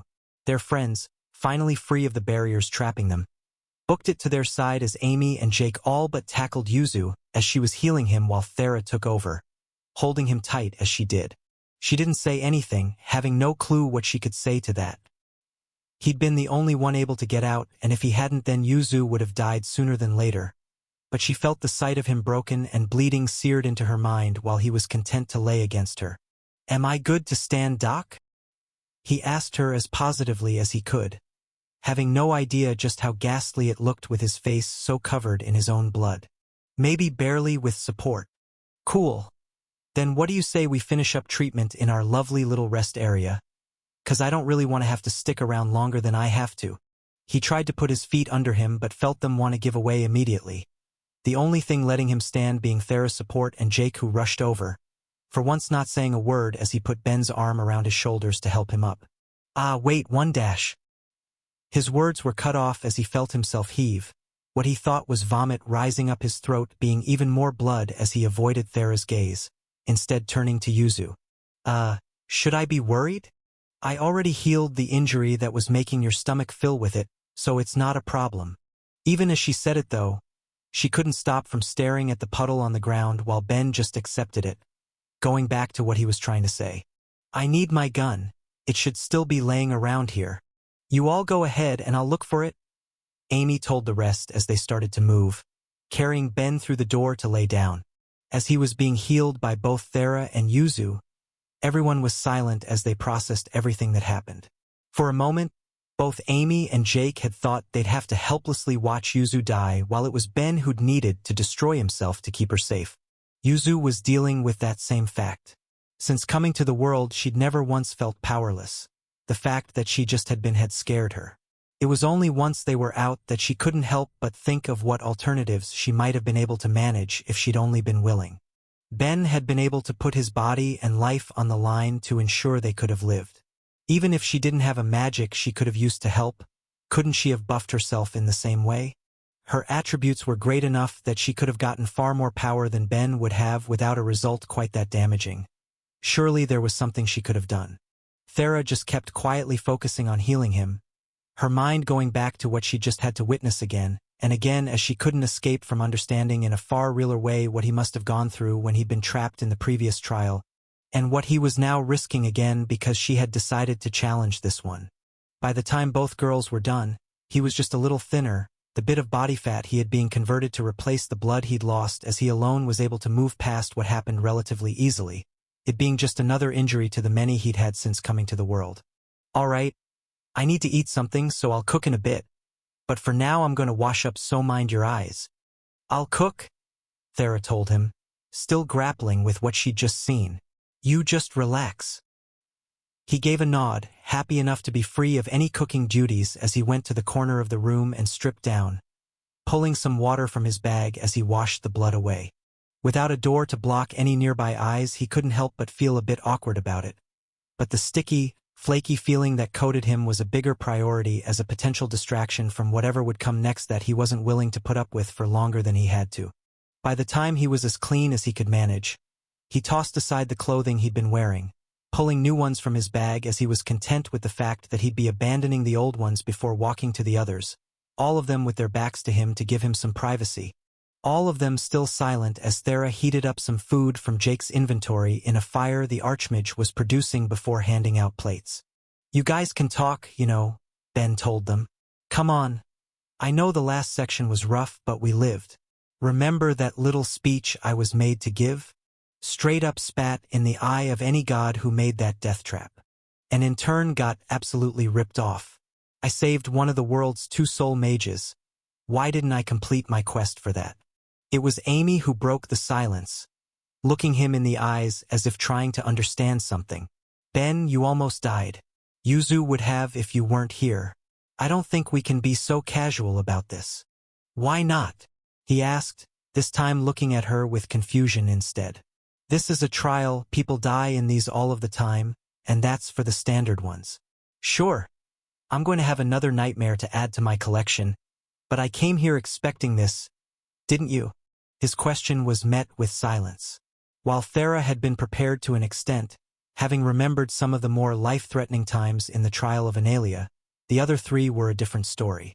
Each of them had incredible skills, the sort that could leave people the world over frothing in jealousy or awe. With their teachers there in the Life Tower, they hadn't seen an issue they couldn't overcome either. But this was the first time since coming to the world that any of them had been left feeling helpless. As the silence stretched on, eventually Jake spoke in a calmer voice than Ben had ever heard from the man. I think the 3 of us might need a bit to talk about what happened, if that's cool with you two. Yeah, take your time, Ben said with a shrug. His meal was done, so he got up and went to the other end of the room, putting his bag under his head and laying down as the sounds of whispers could be heard. The noise gone from his thoughts as Thera laid beside him, resting her head on his chest and holding him tight. I'm sorry, she muttered, face buried in his shirt while he rubbed her head. Hey, it's okay, he told her gently. You don't have anything to be sorry about. You're only here because I decided to come. You just went through all of that because of me. I'm glad I'm here, he said in no uncertain terms. If I wasn't, Yuzu would be dead. Aside from the fact that I enjoy having my powerful connections, the world losing a soul mage would be pretty bad. Hell, I'm shocked Yuliel and Vasta even let her do this. Wait, why did they let her do this? He wondered as soon as he said it. I get the argument that it would be good for her to get the blessings, but they had to know what she'd be facing since they'd both challenged this tower before, right? Did they also just make the assumption that those were proper golems she could deal with? In the moment, it didn't really matter. His body was healed and he had some time, it seemed. So he enjoyed the feeling of his girlfriend in his arms, trying to reassure her that things were fine as they waited for the others to work out what they needed to. You mind if I borrow Ben for a moment? Jake asked as he walked over, Thera looking first at him and then to Ben before nodding and getting up to join Yuzu and Amy at the other end of the room. Jake sat down as Ben sat up, both leaning against a wall as they looked at each other. So what's up, man? Took a moment, Jake trying to find the right words but only coming up with 2. Thank you, he said with more sincerity than Ben had ever heard in his voice. If you weren't here, then Yuzu would be dead. I can never pay that back. You don't need to worry about paying it back. I'm not going to just watch someone die, least of all a friend, so don't stress. MMH? He grunted. More silence standing between them before he eventually spoke again, seeming to grapple with it as he did. And I'm sorry. I already told you, man. I did what I always would have. There's nothing to apologize for. I lived. She lived, we're all fine. Not that, he muttered. When you got out of the last trial, I really treated it more like a game then, didn't I? But seeing you do all of that, you'd had to push yourself like that for the months you were trapped, right? If I'd been in your position, I'd never have managed. I took what you went through way too lightly. Ben could see it in his eyes, the deep feelings coursing through the man beside him as he reached out and flicked his head, leaving Jake to blink. You know, I really prefer you as a cheerful idiot, Ben said with a smile. It suits you more than heavy moods and serious talks, so let's not worry about that. All right? He'd never been bothered by that to begin with, a fact Jake could see. Yeah, all right. Good. So what did you guys decide on in your little talk? It wasn't hard to guess the contents of it. Yuzu had almost died. There was no way they weren't trying to decide if they should even go through to the next floor. And with the question came a small, determined look to Jake's eyes. We're going to keep going. If you want to dip out here, I more than get it, man. But we have to get to the top. Seeing Ben go through that had put things in perspective for them. If the person who was by all measures the weakest human on the planet, even after awakening a few skills, was able to push themselves so far then they needed to as well. They were the ones who would be fighting at the front of a war. They needed every advantage they could get. Ha! Well, I'm not going to be quitting yet either, Ben told him, trying to joke around. You feel like you owe me, right? Make sure you guys carry me the rest of the way so I can get those 2 extra levels. I have big plans for them. You've got it. Thera silently watched Ben from the side as he modified some of his sticky pads to give himself more space bombs as she tried to handle all of the emotions filling her. He'd almost died because she wanted to do the trial just to get a little more power, and while he seemed to be handling what he'd gone through well, she doubted how much of that was really the case. He'd said as much himself. Another nightmare to his collection. Guilt was eating at her. Since she'd met him, she'd seen him struggle with things, be it his perceived lack of value and the difference between how he and the other humans had been treated when he'd arrived, or the fact that as far as his home was concerned he was dead. His family being out of his reach for the rest of his life. Even the high likelihood that he'd die again in the next couple years had to be taking some sort of toll, but in the time she'd spent with him, she'd seen him getting better with it. Less distant looks as he remembered the past and more thinking about the future. But as he'd finally gotten comfortable with his place in the world, he'd only been forced into more situations that would leave their mental scars. And this one is my fault. She wanted to talk him into leaving immediately. She'd be more than happy to do it too if it meant not needing to see him in a state like that again, but already knew he would fight her on it. If there was one thing he liked less than putting his life on the line, it was losing out on any benefit that taking such a risk would bring. If they left now, then going through the first 2 stages would have been for nothing when they only needed to do one more to get a reward. As long as we aren't separated, I'll be able to keep him safe for the next one, and then I'll talk him into going. As much as I like the others, if they want to keep pushing on, they can do it themselves. Even if she wanted to be stronger, she wouldn't do it at the cost of him, and the blessing would be plenty. So with her resolve firm in her heart, she waited as everyone got emotionally ready before she took his hand and held it tight, walking into the next floor of the tower. The first thing she noticed was sand whipping into her face as a desert stretched on as far as the eye could see while the wind blew across the dunes, stinging her skin as she turned to look to Ben, wanting to be sure they hadn't been separated as with the last trial, only to find him looking exceedingly smug, the barrier around him blocking out that fine dust as the rest of them dealt with it. Shaking her head, she raised her staff, casting a spell around them and maintaining it as each tiny grain moved out of their way, the flow of it being like it was a wave breaking against a rock. She hadn't done anything like it before, but it wasn't an overly complicated application of her magic, taking only a little mana and will to maintain, at least for her. Ben just looked at his barrier sadly, seeing it wasn't going to get its time to shine, while she and the others wiped sand and dust from their eyes as they looked around. So this is a little nonspecific, Jake complained, and she couldn't help but agree. The first section and the last had been clear enough on what they were supposed to be doing, but this one felt so vague in comparison, or at least not immediately intuitive until Ben called out, catching their attention and pointing up to the sky, bringing all of their eyes to the countdown in place of a sun, beaming light around them. So I'm guessing we have either 12 hours to get out or we have to survive here for that long, he said before he looked to the sky and called out to any gods watching. And I want to make a complaint about unintuitive level design. Seriously, you guys are gods, at least make it clear. No answer came and he just shook his head, leaving Amy to speak up as she turned to Jake. Take a bird's eye view and let us know if there's anything that would give it away. MMH. Sure, he said, a bit of hesitation in his voice as he started to float. Fingers crossed there's nothing up there that might hurt too much.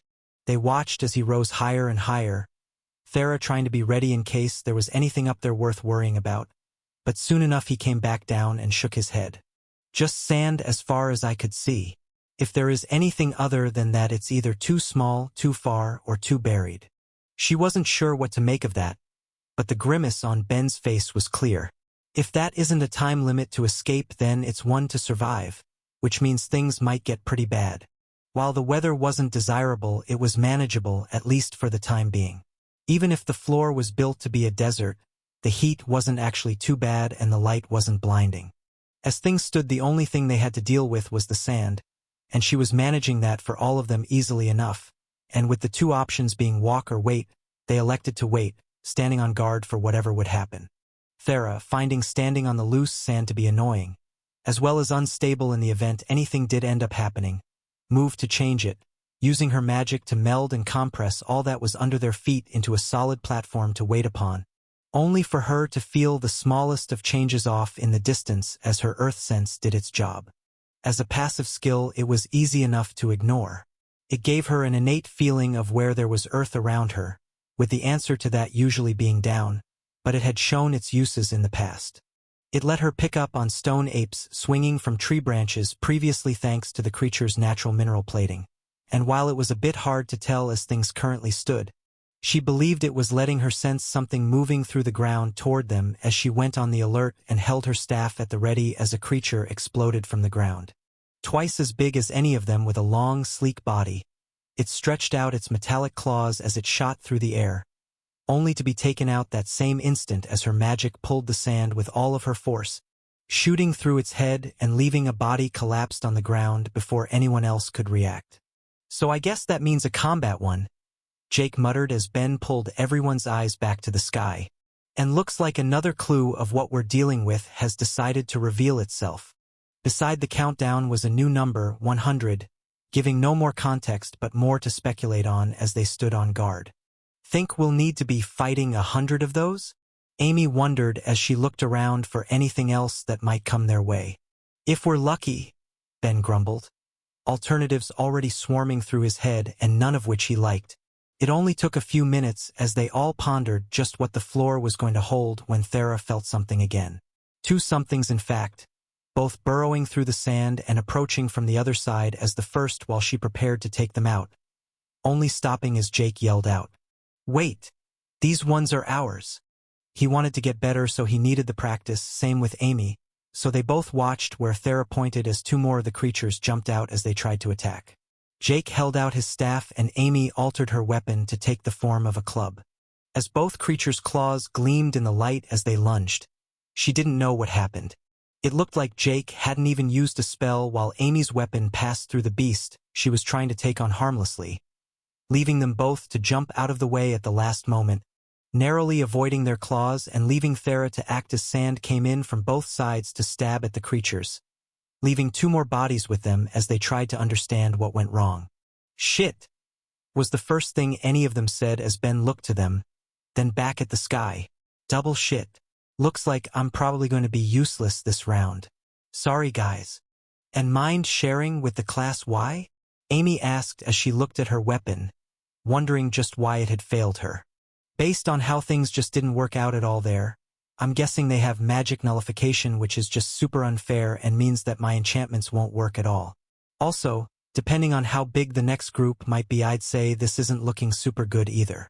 He pointed up to the sky, alerting them all to the fact that the 100 had gone down to a 99, and given that they just killed two, it meant it wasn't going to be as simple as just killing that many in total. "Ah crap," Jake muttered in understanding. "You aren't thinking dash. We'll know in about 7 minutes. Ben shrugged while Thera looked at the two of them. "What are you guys thinking? That we'll need to face 100 waves of enemies total, and given how the last section went, as well as how things just went from one enemy to two, things are going to get pretty intense at the end of this. Isn't this just a game over for us then?" Jake asked. "If our spells are just going to keep getting cancelled, then we're kind of fucked. Even if Amy has another sword and shield on hand, she can't handle everything alone." "Well, if you'll notice Thera's success in keeping us all safe so far, things aren't that bleak," Ben explained, not seeming as worried as it seemed like he should have been. "Magic nullification is definitely annoying, but it's the sort of thing that only works well on purely magic-based attacks. Something like earth or water magic that controls a substance might have the mana put into it cancelled, but it won't kill any momentum that's already there, so when you fire a spell it just needs to be fast and hard.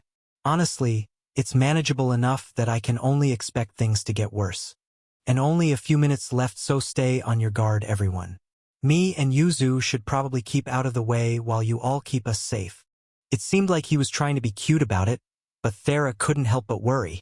As they waited to see if he was right, she pushed her earth sense with all she had, trying to feel anything approaching, with something coming at the edge of her awareness at the same time Ben spoke again. "Probably around now." Contrary to his expectation though, nothing emerged from the ground as the others waited with weapons at the ready, only because Thera had dealt with them before they could even try to emerge. Okay, I'm wrong. This is awkward, Ben muttered while she spoke up. You weren't. I handled them before they got out. Also, there were 3 of them this time.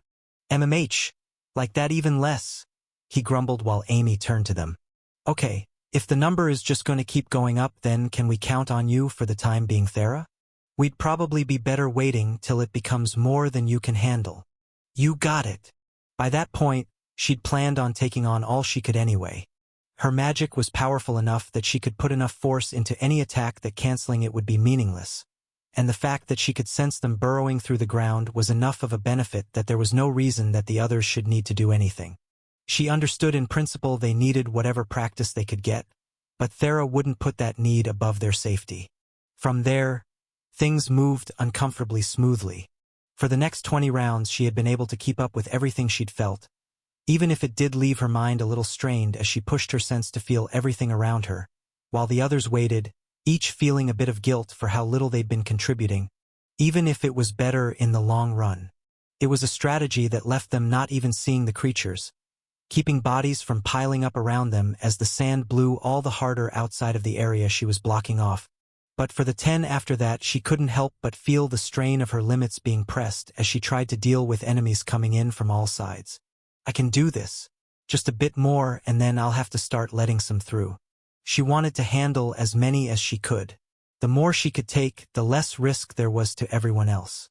The less the others had to deal with, the less chance of something getting thorough and digging its claws into Ben. So she kept pushing, handling up to the 40th wave at nearly 5 hours of constant casting before she needed to call out to the others. Okay, Amy and Jake, I'm going to need to start letting a few of the ones on your side by for you to handle. Got it, they yelled back, standing on guard as the next battle began. Thera only letting 2 past her for them to deal with, so she could focus on the rest, still crushing them before they left the ground as Amy cleaved one with her sword, the 2 halves of the beast falling to the side while Jake attacked with the earth in the same way Thera had at first, stabbing into the creatures while the life bled out of them. As the first of the creatures that had made it through the sands to actually attack, it was their first time since the beginning to see what they were fighting against with their own eyes. Almost twice as large as the ones that started and with longer, thicker claws, the fact that they were changing warned of more dangers to come that they had to wait for as their fight continued. With each round adding 1 more monster, she had to keep letting more and more through, both Amy and Jake picking up whatever extra they could while things continued on. And despite the exhaustion that was setting in, she couldn't help but feel confident. As things stood, they'd eventually be going against 100. It was gonna suck, no doubt about that, but she was sure they would manage. She was killing hers fast enough that she would get a small breather between rounds, giving herself little mental breaks to prepare for what would be thrown at them next, letting her drink some water or eat some food before all of her attention was pulled to feeling the land beneath her for whatever would try to pop out of it next, letting as few through as she could. I can do this, she told herself as she crushed dozens of creatures in the sand. 40 more rounds, a little less than 5 hours left. It's doable. Even as she told herself that though, it felt like time was dragging on more and more. Even if it was doable, she couldn't help but look forward to leaving the floor and never thinking about it again. Confidence was a feature the trial was happy to strip from her though. As she put all of her focus to the ground, a new threat came from the sky. Watch out, Ben yelled, pulling her back in time to watch the same metallic claws come down from above on a new creature as they went for her face. The one thing stopping them from making contact being Ben's arm getting in the way to protect her as it dug into his flesh before it swooped away with powerful beats of its wings, carrying him off with it. Ben! She yelled out, moving before she thought. All of the ones underground had been dealt with, and she pulled away the stone she was standing on from the rest, forcing herself through the skies as she pursued it, ignoring the feeling of sand whipping through the air and stinging her skin as she flew off to keep Ben in her sight, the others far from her thoughts as she rushed to get closer and closer, closing whatever bit of distance she could until she was right behind it and watching him hang in the air. All right, calm down, I need to be smart about this. I kill it then they both crashed to the ground. As things stand, it already looks like it might cut through his arm as is, so I just need to cut through something else first. An idea in mind, she took the sand in the air and condensed it into a solid disc, putting some spin on it before she took careful aim and fired it off at the same time she shot herself forward, watching her attack slice through the leg as time she scooped Ben from the sky, holding him tight while she fired off one more spell to finish the beast before she brought them back down. "Oh gods, Ben, are you all right?" "No, of course you aren't all right. Give me a minute," she told him as she tried to flood his body with her life magic, and for the first time after awakening her skill, feeling it not work. Ben, for his part, seemed shockingly upbeat despite what he'd just gone through, having no idea of the trouble she was having. "Well, I can't actually feel my arm, but ignoring that it's shockingly painless. Or maybe that actually is just shock. Either way, I'll take it." "Don't just take it," she yelled at him as she looked deeper, using her mana examination and feeling herself freeze from what she was seeing. His arm had turned to stone, and the effect was slowly continuing up it. It was far slower than any time she'd petrified anything, the effect likely being partially blocked by his skills and resistances, but in that particular case it was for the worse as she slowly watched it crawl its way to his shoulder, knowing that soon enough it would get to his heart. If that happened, he was dead. In a normal person where the effect of petrification was quicker, it might not have been as much of a problem, but for him it meant his heart would long stop pumping blood before the effect covered the rest of him, and there would be no coming back from that. She felt herself panic, flashes of what he'd gone through in the last floor so clear in her mind as he squeezed her arm with his good hand, trying to calm her down when he didn't even know what was happening to him. "Thera, whatever it is, it's okay. Just breathe." She took a deep breath. He was right. She could handle this. At least that was what she was telling herself. "After all, I've practiced treating this a few times before on some of the stuff I hunted with also. If you ignore my success rate, I'm golden." She pushed her 0 successes from her mind as she held his arm. After 2 weeks of reading at the tower's library, she had a better idea of how she needed to bend her magic to make it happen. Even if the difficulty spiked turning stone back to flesh, even compared against the already huge challenge that was its opposite. Holding his arm tight, she flooded it with her mana, to the point a part of her worried it would just break like a staff before she could heal it as she pictured the effect she wanted in her mind. Minutes passed and it felt like nothing was happening. She tried not to panic, not to think about the fact that time was ticking by till the next wave and that the others were waiting for them, not to focus on the petrification slowly making its way closer and closer to his heart, until she finally felt something click into place as stone reverting to soft skin under her touch, slowly at first, and then all at once as his arm lived once more. Notifications all but ignored, she grabbed Ben and pulled him close as she raised the stone she'd flown off on back into the air at the same time the next wave began, with one difference readily apparent. Burrowing through the earth was half of what she'd expected to have to deal with, and when it was clear it wasn't due to more flying through the air, the answer became readily apparent. They were separated from the others by a fairly vast distance, and as a result, the monsters targeting them all had been split as well, making it far easier for her to deal with them, even if it meant their friends might be in trouble. With a thought, she pushed her mana, crushing each one of them that was burrowed beneath the sand as she made her way back to the others at top speeds, seeing them fight from a distance with even more of the creatures flying through the air as she fired off rocks where she could, watching their numbers dwindle until there was nothing but bodies around them.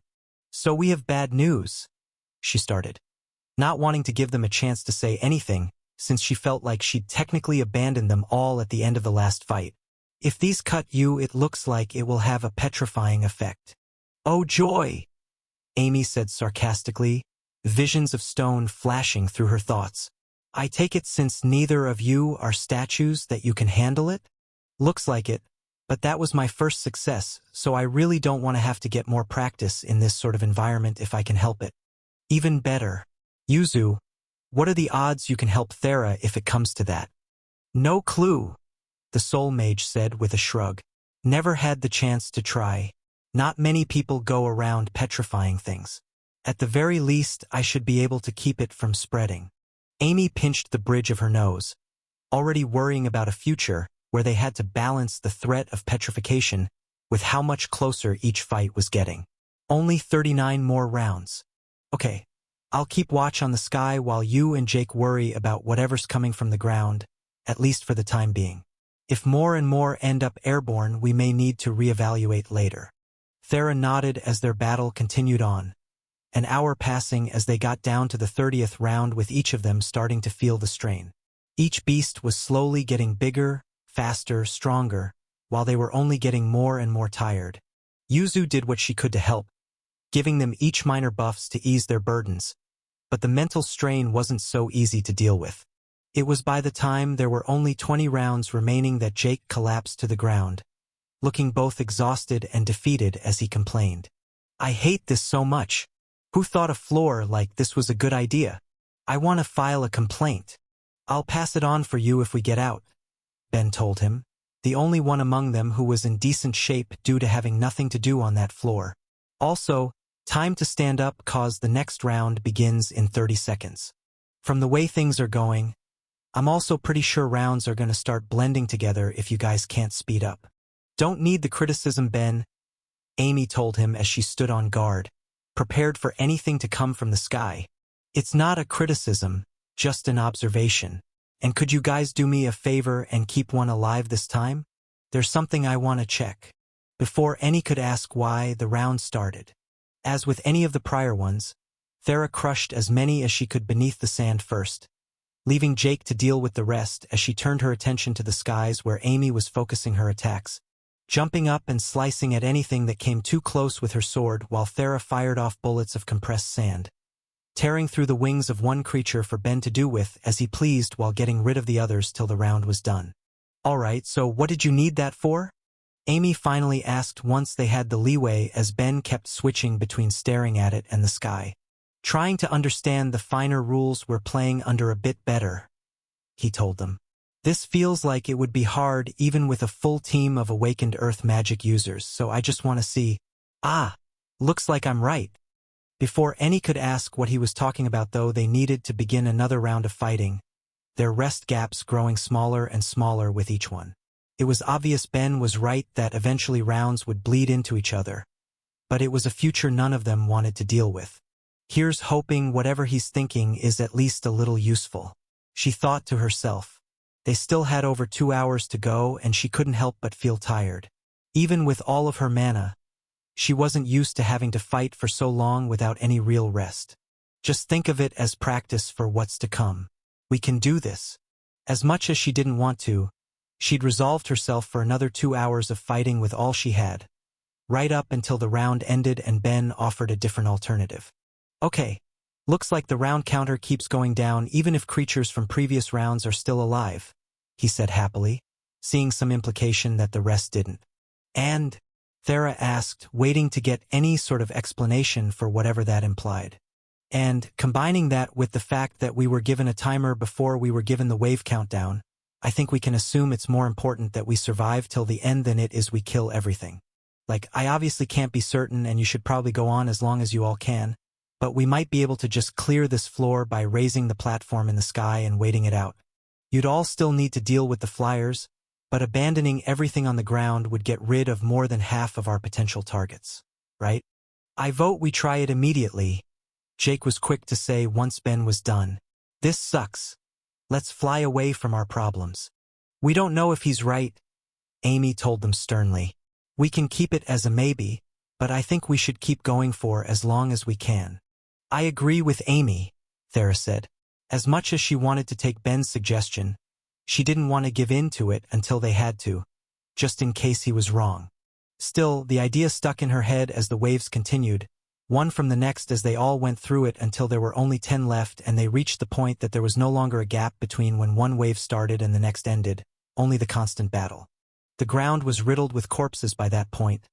Piles of them all around that were tossed aside with abandon as each beast tore their way through, trying to get to the 5 of them at their center, while Thera focused on her attack, blinking away the sweat dripping into her eyes as she heard a scream go up behind her as one finally made its way through.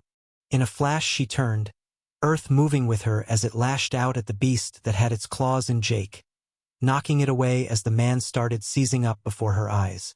Even if she was handling most of the oncoming threats, he was doing an important job of dealing with what she couldn't handle.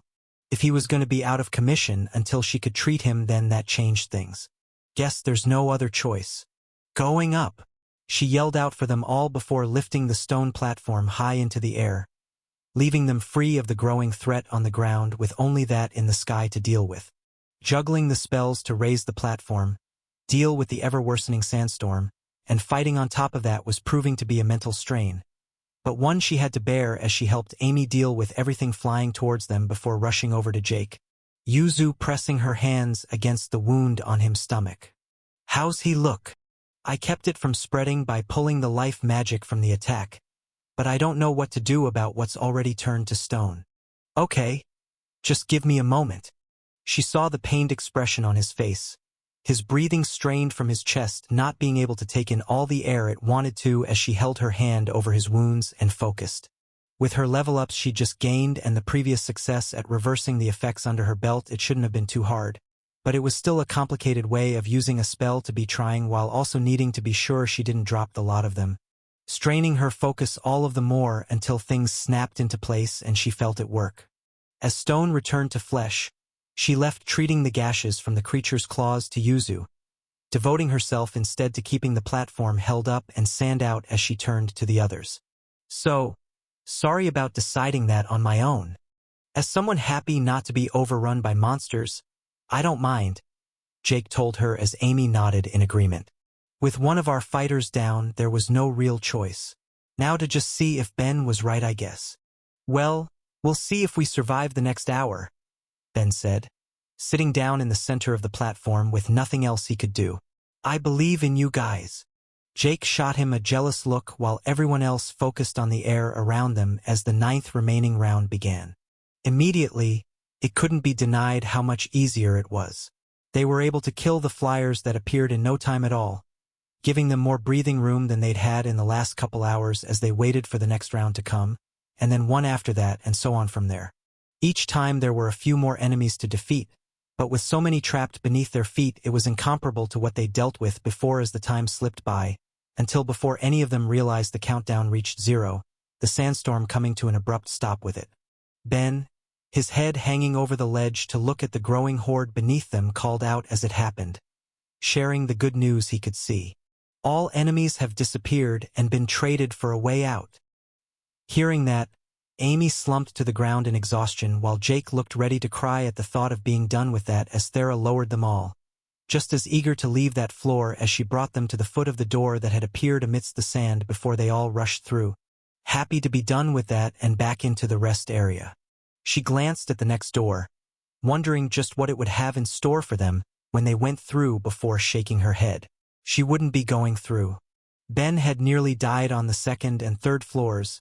She wasn't going to make him go through that again because she wanted a little more power.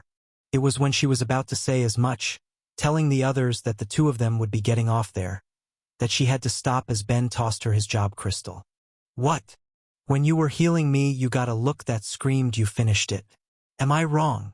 I was completely focused on healing you and getting back," she grumbled. "How do you read me like this? I'm just good like that," he said with a grin as he waited.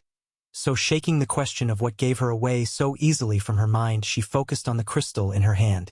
Available jobs: Queen of Mana, Musician, Professional Dancer, Bard, Darkness Mage Charm Specialized, Healer, Dark Mage, Staff User, Master Life Mage, a Master Adventurer. So nothing like Earth Queen then? I guess that really would be too much to hope for, she thought to herself with a sigh, unable to hide her disappointment that her mage options were so few. Of the jobs she would consider taking, there was only Queen of Mana, Healer, Master Life Mage, and Master Adventurer. The first and last she knew had no progression beyond those, while she couldn't be certain if she would gain more than one new option after she finished the life magic job. Still, it's probably the only one that's going to be useful for now, so it's what I'm going with. I'll take Master Life Mage. Name Thera Oris. Race: Succubus/Spirit Hybrid. Titles: Spirit Child, Madman's Lover, Spirit Princess. Jobs: Master Life Mage, LV0. Previous jobs: Beginner Dancer, Dancer, Apprentice Mage, Earth Mage, True Mage, High Earth Mage, Spirit Mage, Life Mage, High Life Mage, Telekinetic Mage, Adventurer, High Telekinetic Mage, High Spirit Mage, Master Earth Mage, Earth Princess. Attributes. A vitality, 2062. A vitality recovery rate, 30 per hour. Mana, 499,684. Mana recovery rate, 166 per minute. Strength, 275. Agility, 748. Stamina, 627. Intelligence, 689. Affinities. A light, 4. Life 22. Fire 11. Water 14. Air 12. Earth 103. Death 3. Dark 43. Space 2. Time 1. Resistances. A light 5. Life 9. Fire 11. Water 16. Air 12. Earth 35. Death 13. Dark 42. Space 7. Time 8. Blessed skills. Spiritual Earth Magic LV1 *. Charm Magic LV4. Passive skills. World Speak Plus. Coordination LV4. A bind. A mana recovery rate enhancement LV3. Earth Sense LV2. Active skills. Calculate LV1. Dance LV4. String Instrument LV3. Woodwind Instrument LV3. Cleaning LV1. Staff Wielder LV1. Meditation LV2. Speed Reading LV4. Spiritual Life Magic LV1 *. Telekinesis LV7. Dark Magic LV7. Spirit Empowering LV8. Cooking LV1. Mana Examination LV3. Blessings. Analia's Blessing. Elvet's Life Magic Blessing. Quax's Blessing. Enetha's Blessing. Trials. Trial of Analia and Talona. Not bad for only a month. She thought happily, even with so few options to her. As dumb as the last job name she'd gotten was, she couldn't deny that getting experience just by existing made it worth it, and she was content to focus on how she'd grown for just a moment as Ben spoke to her. So, what did you take? Ah, Master Life Mage. I'm constantly getting better at putting you back together. Really? He asked, sounding surprised.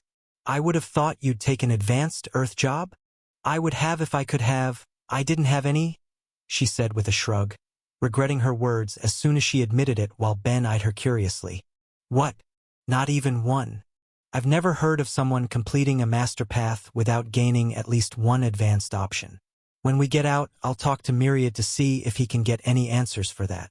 She could see Yuzu eyeing her curiously, the soul mage able to read the information on her soul and tell that she had in fact taken an advanced Earth job between her master ones, while Thera rushed to try and put off having to admit what she'd taken just slightly longer.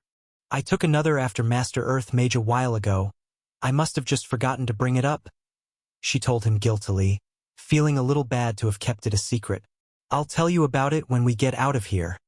Okay? Oh, sure. He could tell by looking at her that there was more to it, but let the matter drop.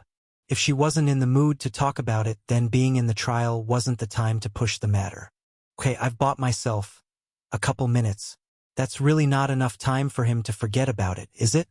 Resigning herself to having to give him what was sure to be an uncomfortable explanation for her and a hilarious one for him, she cast one last curious look to the next door before grabbing Ben's arm and turning to face the others, giving an apologetic bow as they worked on getting comfortable.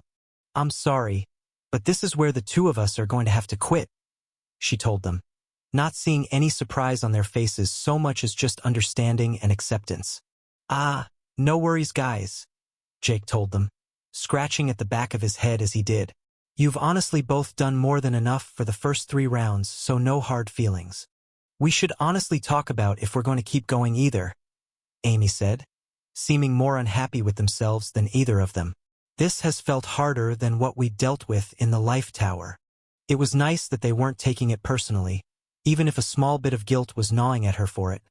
But before anything else could be said, she tugged at Ben's arm, intending to drag him along to the exit, only for her to turn back as she felt him resist. Sorry, Thera, he told her, wearing an annoyingly chipper look on his face. But I think we should keep going. What? She asked him, not able to believe he'd fight her on that. What do you mean you think we should keep going? Ben, we beat 3 floors so we can at least get a very good blessing and not have to worry about you almost dying again. You didn't want to do this anyway, and now I'm agreeing, so let's just go. I mean, yeah, you're right, I don't want to do this, but you do. That's reason enough to keep going. Also, the gods only lose out on how much faith they have to spend if we make it to the top, and I'm still feeling just a little spiteful. Infinite hells, you're being impossible. I don't want to keep going, plus I leveled up both of my magics, so I got a bit stronger just like I wanted. This is the perfect time to leave. Then why did you keep looking at the door to the next floor like that? He shot back. You said you wanted to be as strong as you could for what's to come, right? Then getting another level immediately after that one is a great shortcut to it. Can't you see I'm worried about you? You got hurt on the last 2 floors. What if it happens again on the next ones? There isn't a break like the first 3 have, so this is our last chance to leave. Yeah, but I was also pretty damn handy on the last few floors too. I figured out the map, saved Yuzu, and figured out we could just avoid the waves to get through the last one, and I'll keep being useful for whatever's next. More important than any of that, though, is that you want to, and I don't want to be the kind of guy that keeps you from achieving your goals. Seeing how serious he looked, she couldn't help but deflate, resting her forehead against his shoulder as she muttered, "Has anyone ever told you you're impossible? Just my lovely girlfriend, my lovely teacher, and my lovely God. That's it. That's the majority of the people you're close to. You should probably work on that. Bah, details, it's fine. Instead, let's rest up for a bit before going through there. I'll cook for everyone, and hope I haven't just given us both a death sentence." He really, really wanted to take her up on that offer of leaving. Felt like it would have been the smart choice too, but even if she didn't think she was giving it away, he could see that Thera wanted to keep going, and he didn't want to stop her. Just going to tell myself it's a difference of dying now or in a few months' time. That's kind of optimistic, right? For a second he longed for the voice of Myriad to speak up, to complain that even if there was the potential for his life to be cut short in the future, it didn't mean he should be willing to walk into danger now. But as with any other time he'd done a trial in the past, his god couldn't respond to him. So he instead cooked a meal while Jake, Amy, and Yuzu had their own discussions on if they even wanted to go on. With the fact that the 2 of them would be remaining with the group, it sounded like the answer was a clear yes. Their confidence in having a larger party giving them what they needed to see things through to the end of their true goal, as his eyes eventually drifted to the last door they would go through.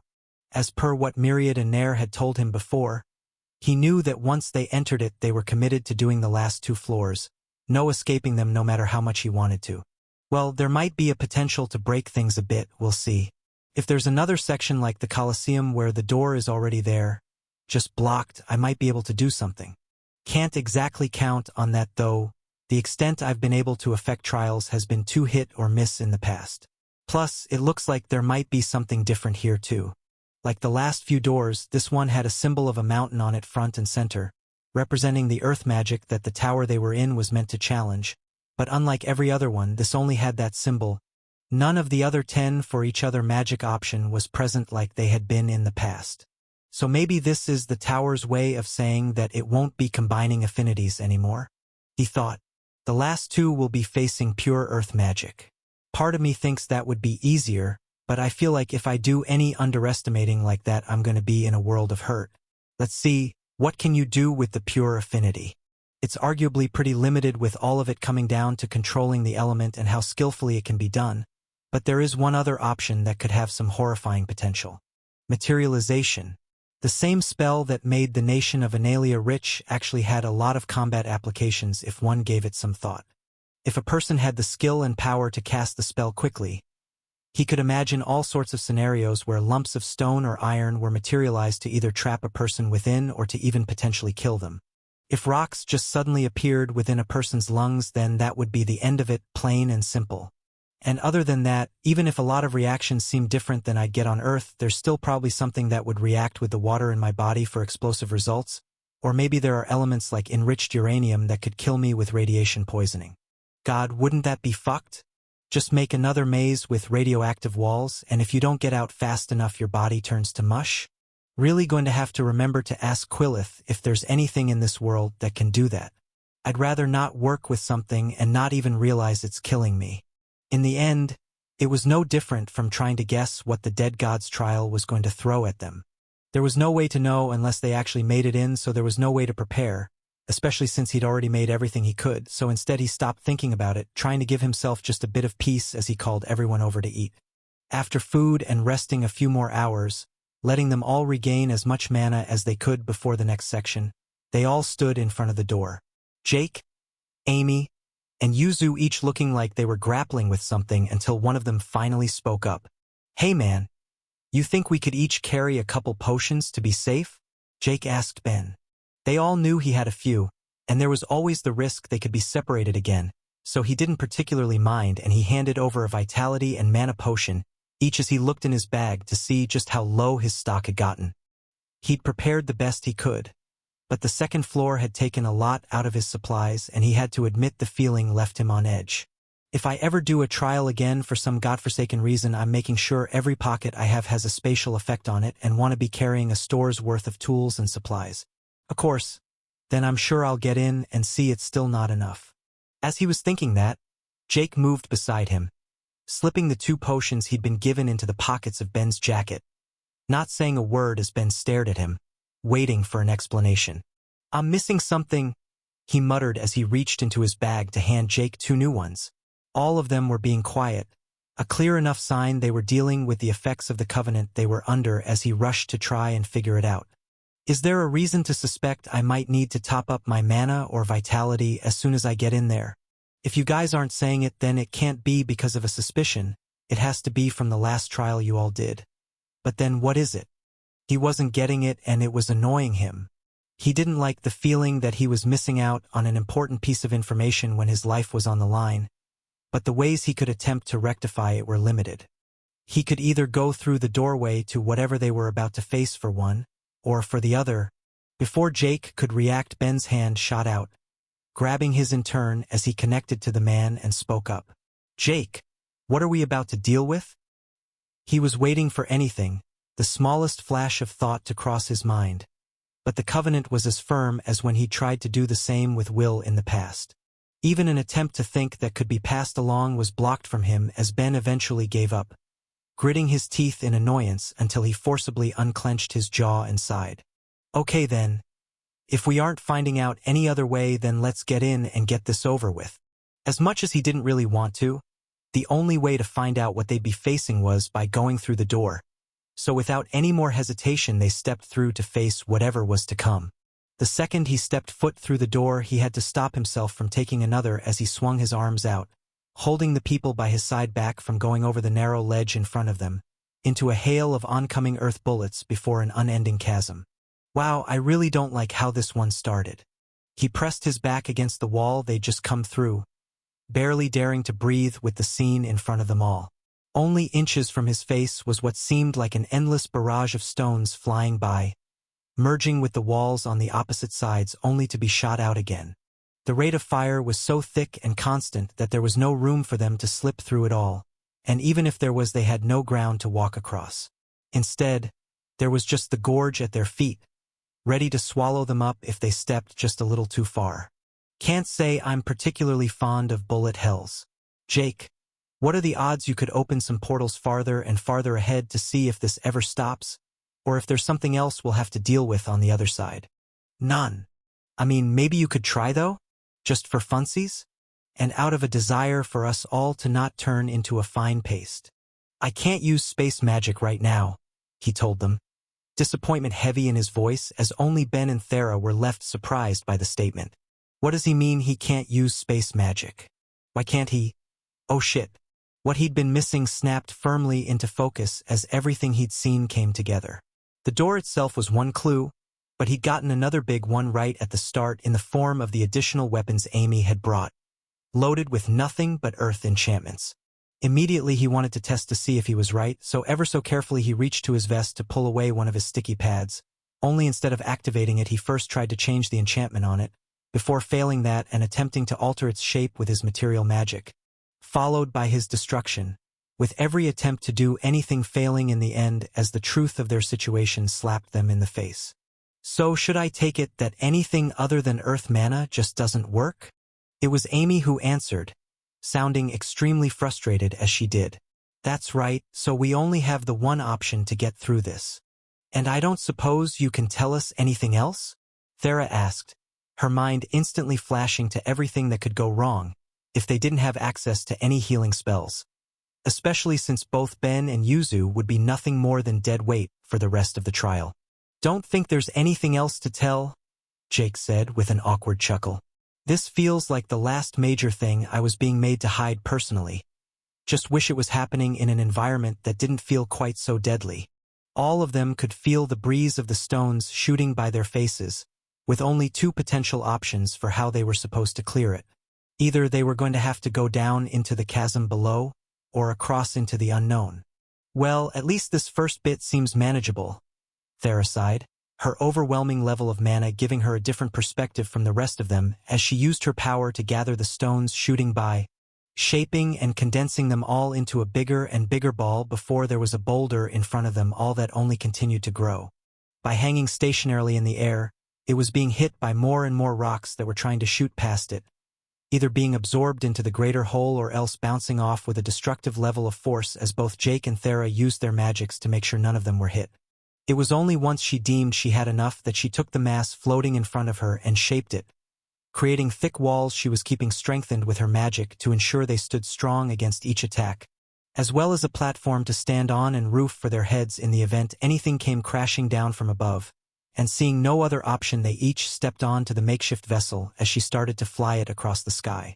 The front and back were kept open to let them see if any changes were coming from ahead or behind them as they went, with Thera projecting just enough of her mana to keep any stray bullet from hitting the inner edge as they moved forward while each of them kept on guard, feeling the hundreds of strikes that hit their enclosure but not being brought down by them, only dealing with the bumpy ride it created. Ben could see with ease that Thera was deep in her concentration, each strike that came being a death sentence if she didn't put enough mana into ensuring the walls held strong, but she just kept pushing forward as they each wondered if there was going to be more to come. Ben looked at the three with them, squinting his eyes as he spoke up. You guys do remember what I said at the beginning of all of this, right? What? Yuzu asked, pulled from her thoughts and having as little of a clue as to what he was talking about as the others. As much as your goal is to finish the trial and claim the rewards, it also needs to be to give as little faith as possible, so no praying and just trust in Thera, he said as he waved a finger at them in disapproval, having seen right through what was on their thoughts, while Yuzu, in particular, gave him a tired look. Ben, you are an apostle, right? Of course, I love Myriad. Great guy, good friend, interesting backstory. If any of you were looking for someone to convert to, I couldn't recommend him enough. And the other gods? Amy asked. At least 30% are bastards, but Myriad won't give me the names. Other than that though, Analia, Helori, and Nair all seem pretty chill once you get to know them. Oh, and Jagal was nice too when I met her, even if she can say some pretty scary things with a straight face. And then Ineth is a huge prick whose believers keep trying to kill me. Amy looked at him through narrowed eyes. Didn't you almost kill his son? In a fair duel, he said innocently. And then his apostle tried to murder me in cold blood, and they've been cranky ever since they agreed to a deal that kept me and Myriad from pushing the issue. Some even tried to assassinate me recently. Honestly, I'm such a sweet little guiltless thing who keeps being bullied by such a mean old cranky god. It's really not fair. If any of you ever meet his son Ather, make sure you stand up for little ol me. Guys? Thera called back to them and cutting their talk short, not having paid attention to Ben's opinion on the gods and instead sounding extremely confused. I think we might be done. She couldn't understand it, it had seemed far too easy compared to what else they'd gone through. But another ledge was in sight and they landed safely on it, the door to the next floor there and ready to walk through. The others couldn't help but be a little surprised too. But to Ben it wasn't a shock, even if it was the best-case scenario. It would take, what? A full 5 high-leveled mages to have any hope of doing the same thing, and nowhere near as easily as she just pulled off thanks to all of her mana. When you consider the idea of traveling across a vast gulf with no way to be sure there's anything actually on the other side, and that you'd need to keep yourself safe along the way, that's a pretty tall order. Instead of saying what made things so easy though, he just walked up and put an arm around her. "You're really the best to have around. You know that?" "Of course I am," she said confidently, having a bit of an inkling as to why things had gone so well, even if it still felt too easy in the end. "So then, are we ready to go through?" They could still hear the sounds of movement behind them as stone continued to rush by, not stopping just because they'd reached the end, as all of them stared at the doorway to the last and final section of the tower, each preparing to face whatever was left to come. It was Ben who spoke first, sounding more resigned than anything to whatever the final floor held for them. "Well, let's get this over with already." And with that, he opened the door. As they all stepped through, they found themselves in a large room. Nothing remarkable to say about it. It was circular with a tiled floor, and at its center stood a large slab of stone. What it did have, what set it apart from the other floors, was the only other thing of note it contained. A sign, clearly telling them what they needed to do in the area they found themselves in. It was large, easy enough to read from where they entered from, and while the main three who needed to do the trial read it in disbelief, Thera could only look to Ben. "You really shouldn't look so smug, do I?" he asked, touching his cheeks and feeling the grin stretched across his face. He couldn't help it, though. If the first section was made to test their problem-solving or reaction speed, the second their combat, third their endurance, and fourth their power, then the final floor was made to test their technical skill, or at least it was supposed to, as Ben once again felt his eyes skim over the sign in front of them all. "Create a vessel to act as the avatar for an Earth god. Time limit, 2 hours. So, Jake or Thera, which one of you want to handle this?" he asked innocently as the rest stared back at him. Ben-Thera began, trying to move him along to how it was inevitably going to end. "I mean, this is the Earth Tower. Someone with an Earth affinity skill really should be handling it. I guess that means Amy can too if she wants to cut away at the stone with her sword. Me and Yuzu can watch from the back while you guys figure it out. Ben, we're on a pretty tight time limit. Stop joking around and get to work already." "Haha, fine. I'll need one of you guys to alter the consistency of the stone for me, though, so I can actually do anything with it." "Already started," she told him. "Just let me know if you need me to adjust it or do anything else." "Sounds good. And this is going to be so much fun. And no making a statue of Aneth to annoy him," she said as an afterthought before he got to work. "I don't need a god wanting you any more dead than they already do. This is going to be slightly less fun, but fine, Hellori it is." With Thera altering the consistency of the stone to be more like a firm clay, Ben got started digging his fingers into it. It was obvious how the gods intended that floor to be completed. They wanted the earth mages in the party to be able to work the stone with a level of skill and detail to match the look of any god or goddess they worshipped to a great enough degree that it could act as a medium through which they could interact with the world. And while that might be a challenge for any person who found themselves tossed into a situation like that without the training, what it became for him was a stage to show off just how skilled he'd grown to be, as every level of focus he had went into the challenge before him. He'd seen Hellori often enough that he needed no time to figure out the design he wanted to go for. One was already clear in his thoughts as he scooped away the softened stone, starting from the top as he focused on her head and face first. A part of him wanted to convey the excitability she could show when something caught her interest, but it wouldn't suit the rest of the statue he had in mind, so he needed to go for a calmer, more respectable look he knew she would wear, even if it wasn't the one that first came to mind thinking about her. Starting with her head also meant finishing up the one thing he would have wanted to put extra effort into if he could have: her horns, constantly swirling with a rainbow of light and mana. There was no way to replicate the look with the material on hand, so he satisfied himself with just having the shape correct as he moved on to styling her hair, asking Thera to let the parts he was done with return to a more rigid stone, and not hearing if she responded as he was engrossed in his work. From there he went further down, his hands moving in a flash as each finger did exactly as it needed to, pulling away what wasn't necessary and shaping what was, revealing the form of the goddess beneath the stone as he finished up with her torso and arms, elegantly crossed on her lap as he moved on to both her seat, as well as her legs dangling off of it, using his fingernails to create each of the finer details since he lacked the tools, while carefully smoothing over other areas, trying to convey the gentle look of her skin that the statue of a goddess deserved. It was only as it was done that he walked it over, doing a circle around it in a final inspection, asking Thera to soften different areas for him to touch up or to add some finer details before he was truly satisfied, turning to his friends with the intention to ask what they thought, only for him to see what had been hidden away by his tunnel vision.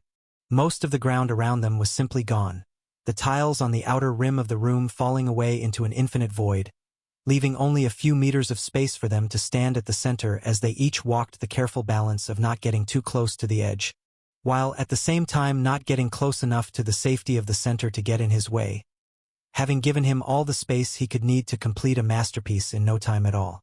The fact that the ground hadn't fallen from beneath their feet seemed a good enough sign that he hadn't used up his time limit, but seeing that the trial hadn't ended there yet, he had no clue what to do. So failing anything else, he focused back on the statue and clasped his hands in prayer. "Hey Hellori, come on down already. 'Cause if you're going to say this isn't good enough, I'm calling you a liar."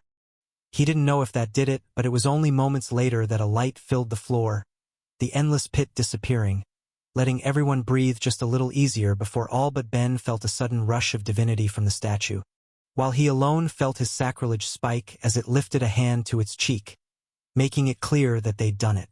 They'd finished each challenge the tower contained and survived to the end, with the time to claim their rewards upon them. Instead of congratulating them, though, paying respect to their hard work and fought for victory, Hellori opened with a question. "Did you really need to set up a statue like this? What can I say? When I think of you, this is what I see." It was a scene he'd walked in on many a time by now, the goddess before him perched atop a particular cube as the two talked before he would come to invade for the night. Why would he pick anything else to show for a statue? "MMH, well, what's done is done," she muttered before holding out a hand in front of her. "And this is annoyingly high quality. I think this is going to end up as the nicest statue of me on the world. It's been a long time since I've had an awakened sculptor in my believers. You get to keep it? Waste not, want not. Anyway though, as the one you made a vessel for, I'm here to congratulate you all on completing the tower and making it to the highest floor. It's a rare accomplishment. You can each stand proud for doing it." They muttered their thanks, Ben remaining as the only one able to look in her eyes as the others dealt with the feeling of power she gave off to varying degrees as she nodded along. "And of course, since you've made it to the top, it's time to be rewarded. I don't believe I need to tell any of you what the rewards are, so let's start with what skill you dash." "Wait," Ben called out, cutting her off and not particularly caring. "Blessings first." The rest of his companions had no clue why he was saying that, the presence of the goddess before them keeping them from seeing why he would insist on things going down that way. But Hellori just looked at him silently for a minute before she sighed. "You really do have to insist on being an annoying mortal, don't you?" With the last of that long list of notifications, he felt his mind reel as two more grew in his already very crowded head. But surprisingly to him, that was pretty much the end of it. There was maybe a slight bump to his ever-present headache, but compared to when he'd last leveled mental expansion, it was nothing. It made sense once he put some thought into it, one of the new minds he'd just gained regulated to considering such things. Complex mind was a skill that gave him two more strands of thought.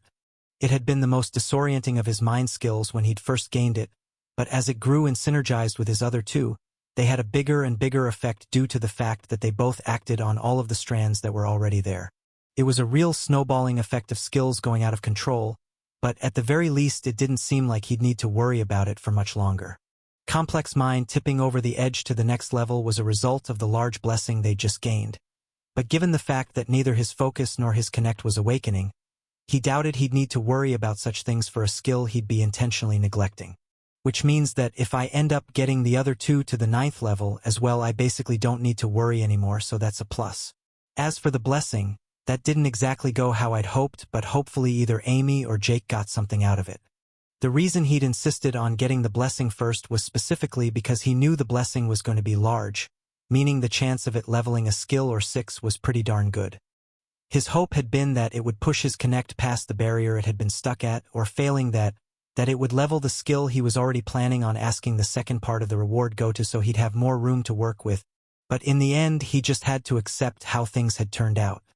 And with that done, you can all either think or say what skill you'd like to have leveled, whichever you find more comfortable, Hellori told them, pulling their minds away from the notifications going on in their heads before focusing on Ben in particular. Well, all but you, since your thoughts just got even messy, eh? Yeah, in that case, I'll take both my levels to material user. And another 9th level skill, thank you very much. With a total of 4 now and even more getting close, he could only hope he reached a future where the one he actually wanted was pushed over the edge. Even if the blessing hadn't done it, it at least got him one step further to that goal.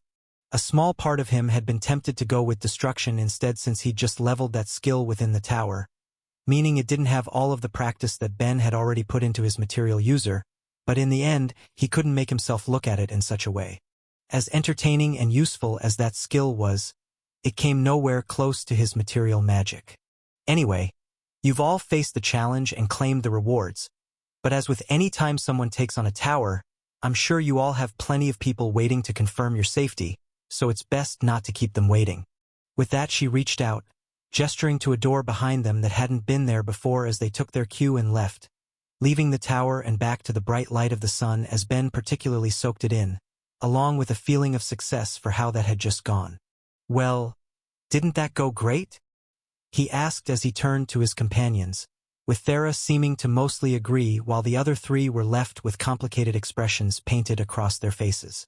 What? Did that not go great? While he did have the minor bit of disappointment that despite all he'd done he hadn't completed his quest and he never actually got the broken bits of his used-up bombs back, as far as he could see the rest was a complete win, though it didn't appear that was the consensus.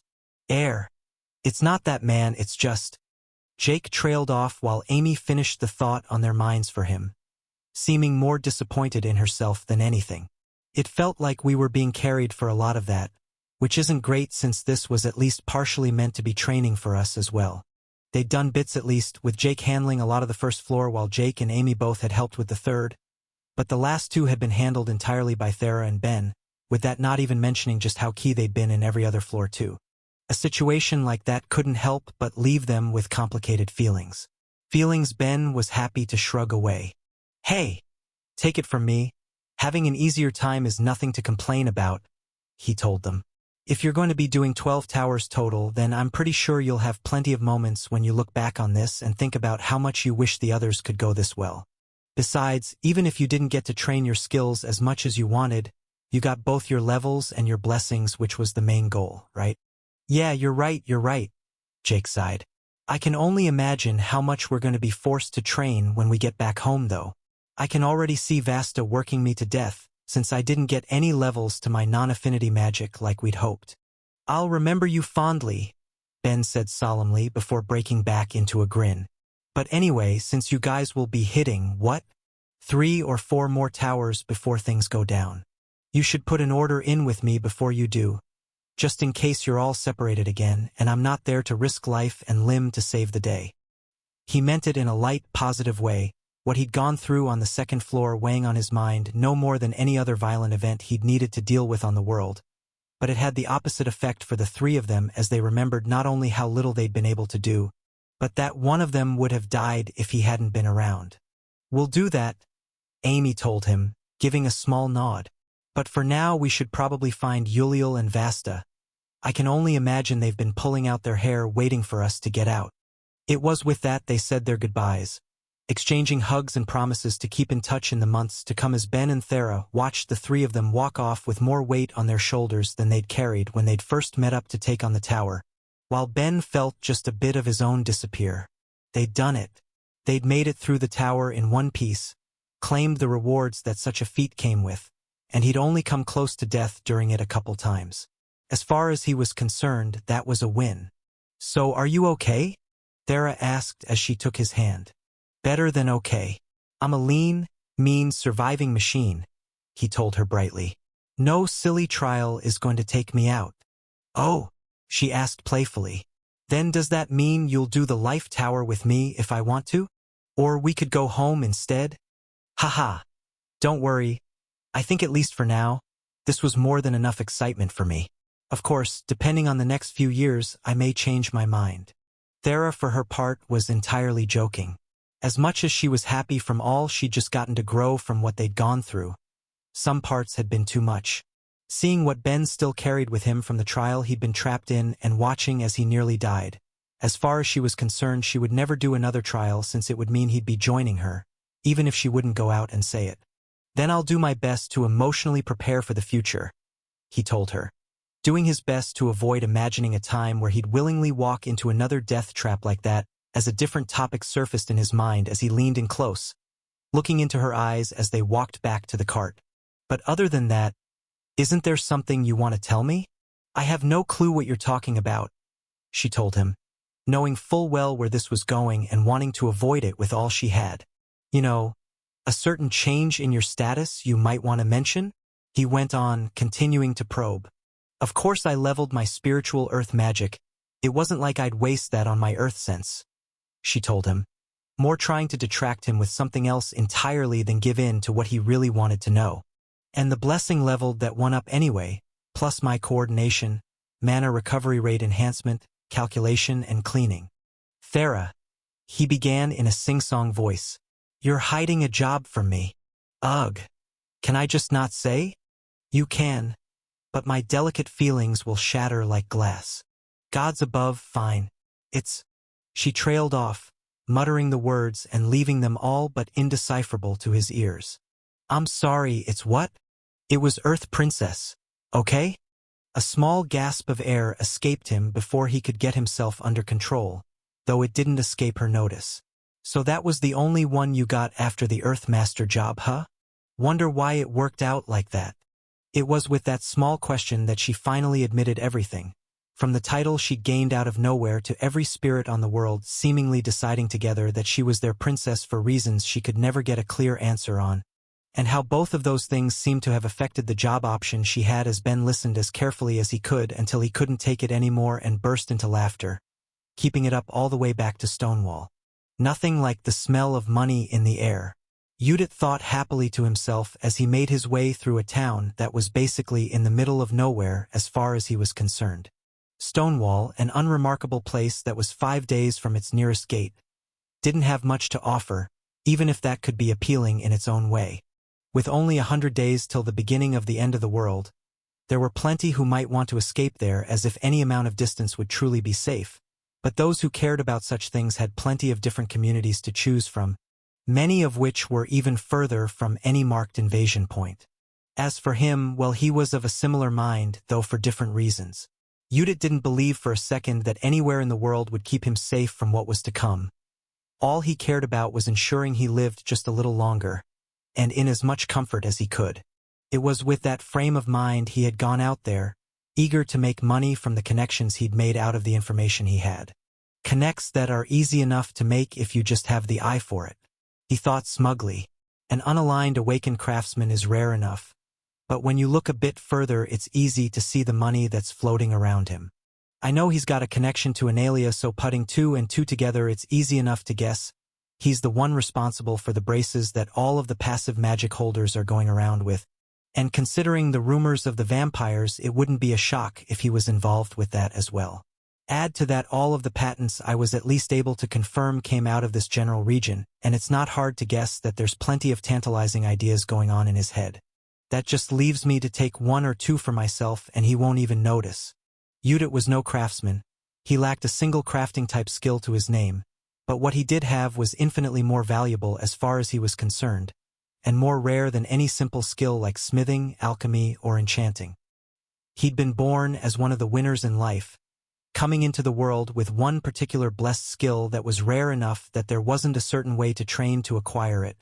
Anyone else who wanted it needing to rely on luck as they wasted, who knew how much effort trying to gain something that might never be in their grasp. Judith was a born mind reader. He'd learned from an early age how to put the skill to use, picking out the people who liked him to help him get farther in life, identifying what others didn't like about him so he could act in a more appealing way when he needed to, and other, less savory tasks as well.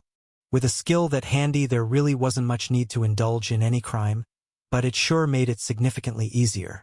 Combinations to locks, where spare keys were hidden, and getting to know if anyone suspected him. Sure, it wasn't necessary, but it gave existing a certain flair when he could already have anything he wanted with just a little work. The risk that maybe he would be caught adding that touch of excitement to an already excellent existence. though there's not much to worry about in this case.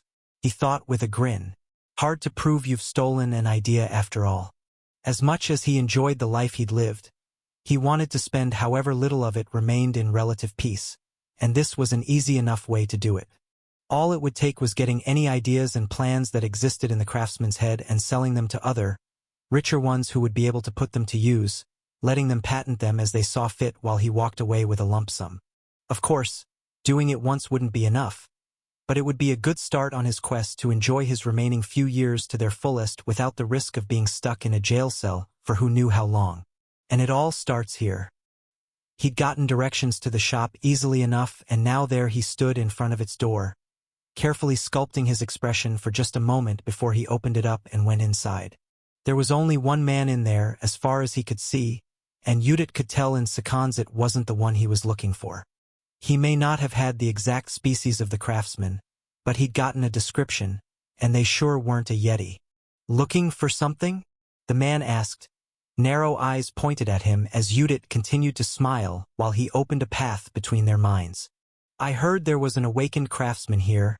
I was hoping to meet with him," he said, continuing as he felt the Yeti's mind respond. "There's an item I'm hoping to have made, and I've traveled far hoping he might take my order. He's in the back. Give me a minute," the Yeti said as he walked off, all as Judith did his best to maintain his expression.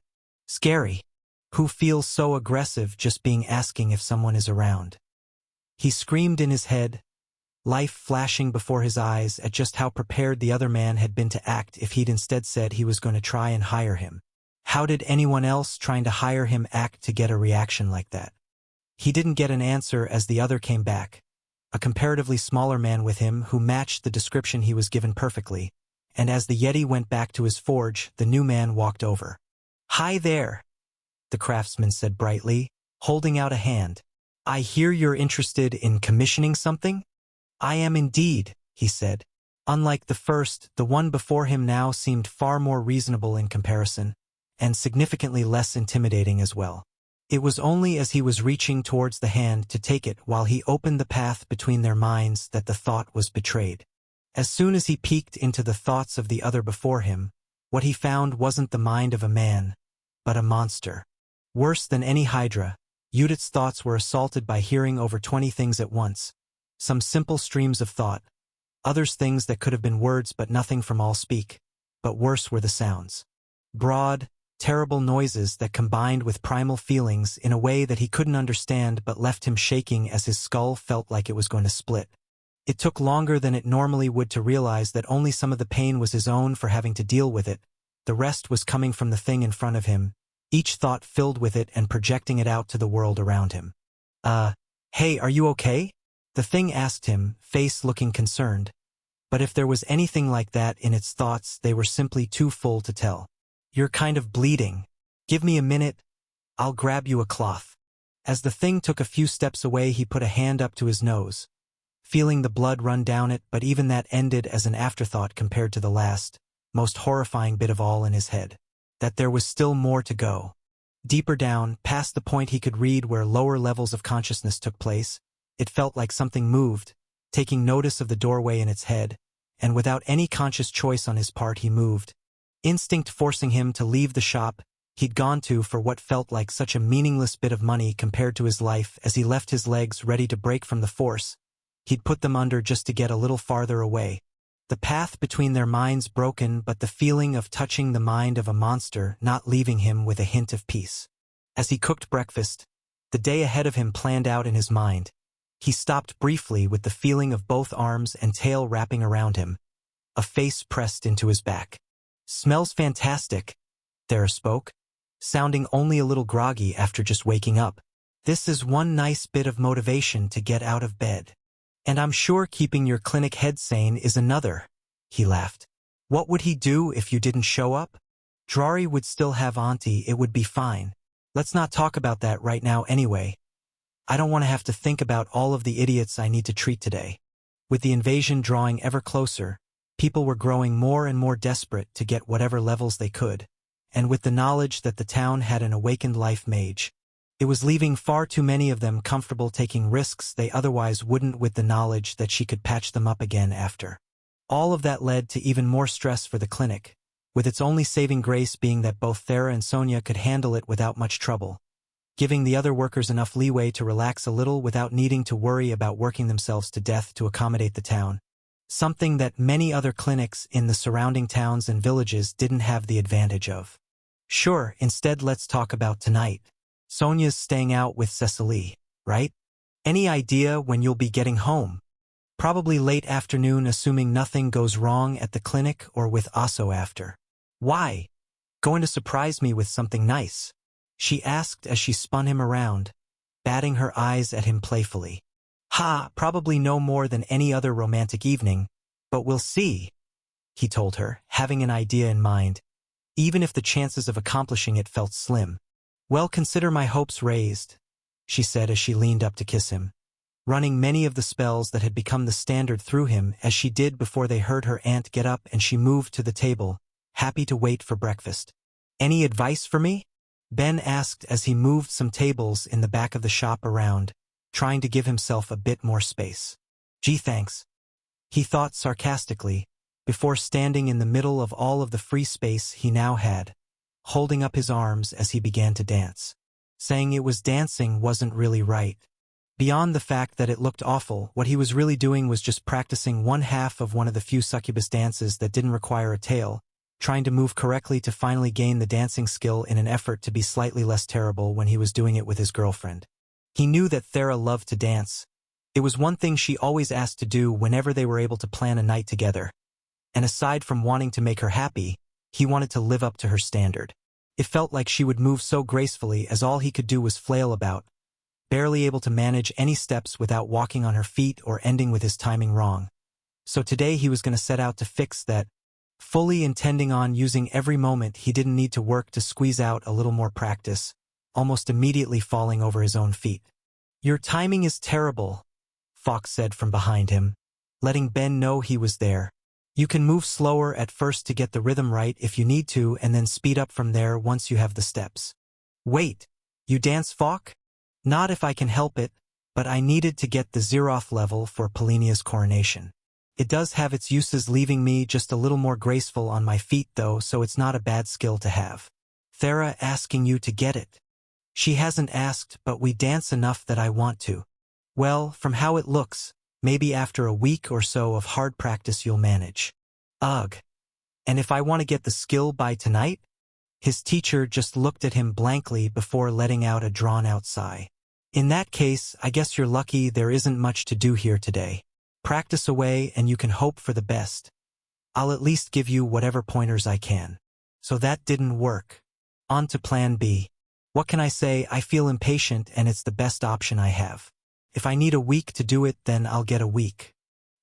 He thought to his God as he sat down on the edge of his bed, holding the archive in his hand before running his mana through it and finding himself taken somewhere else, into its empty void.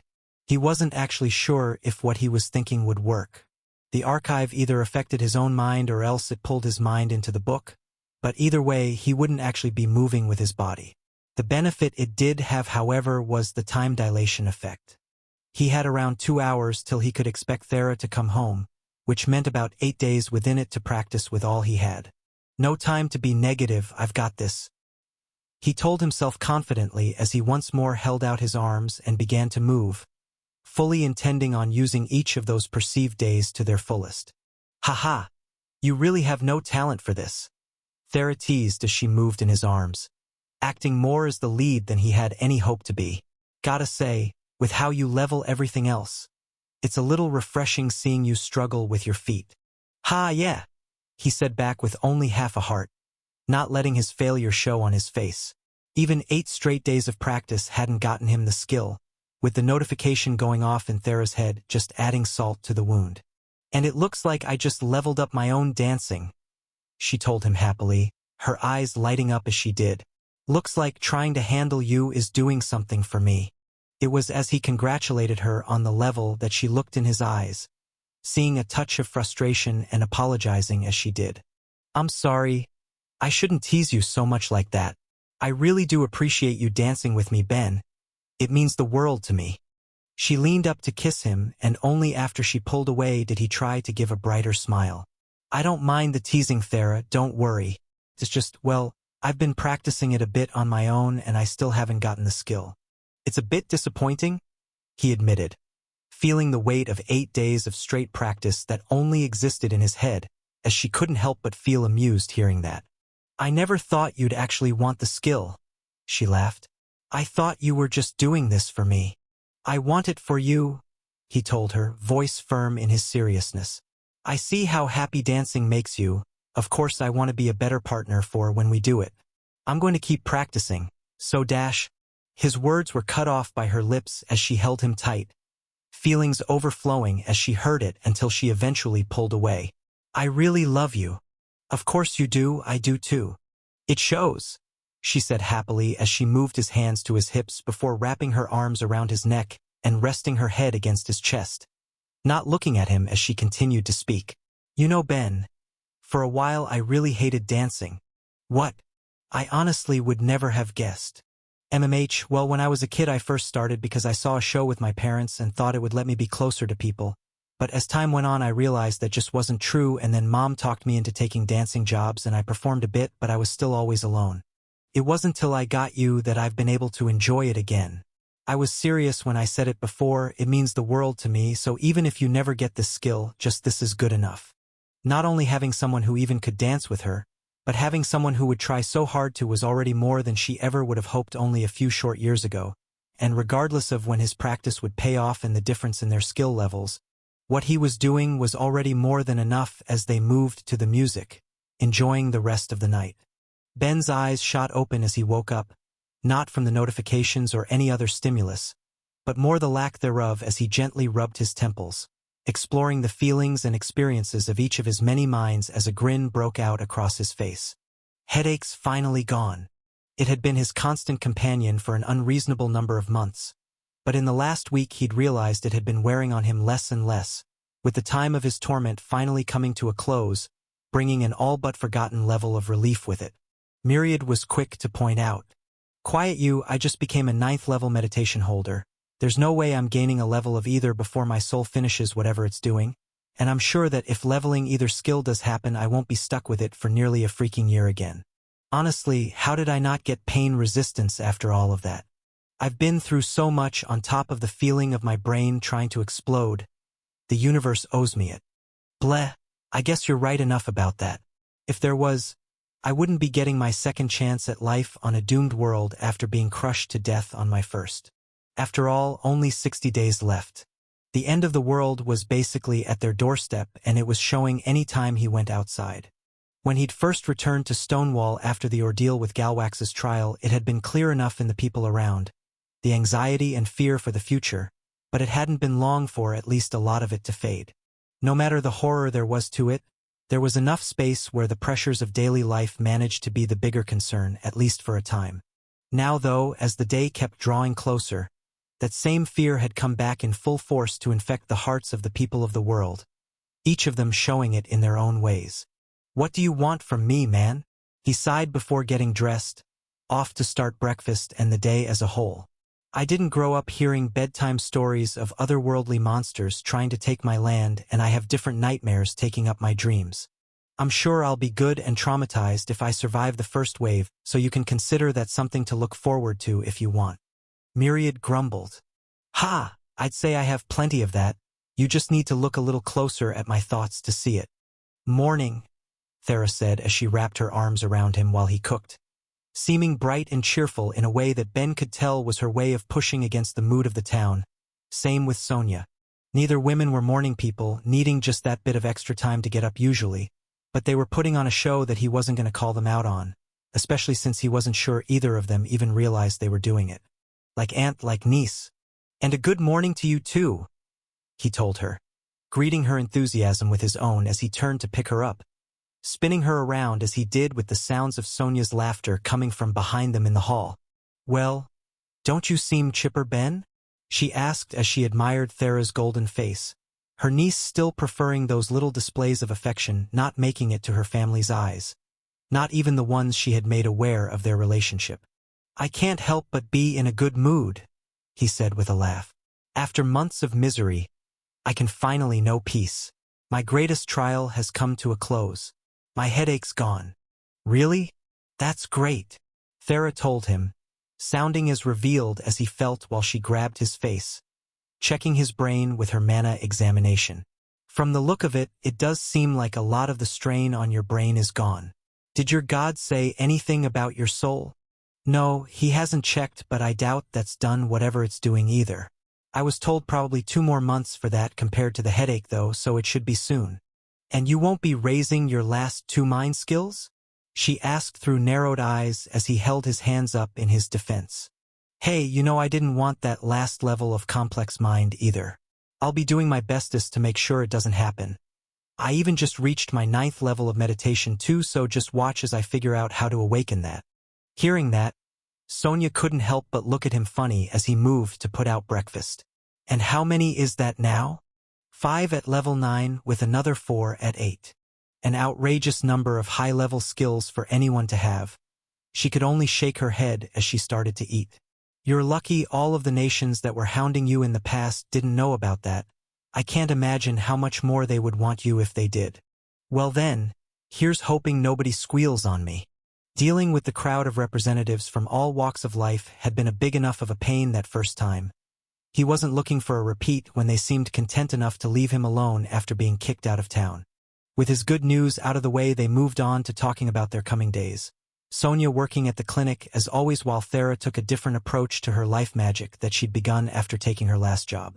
Since Sonia was able to do so much more for the clinic after drinking the god potions, she could be left to it as Thera instead took the cart, flying around to many of the surrounding communities to offer her assistance in healing.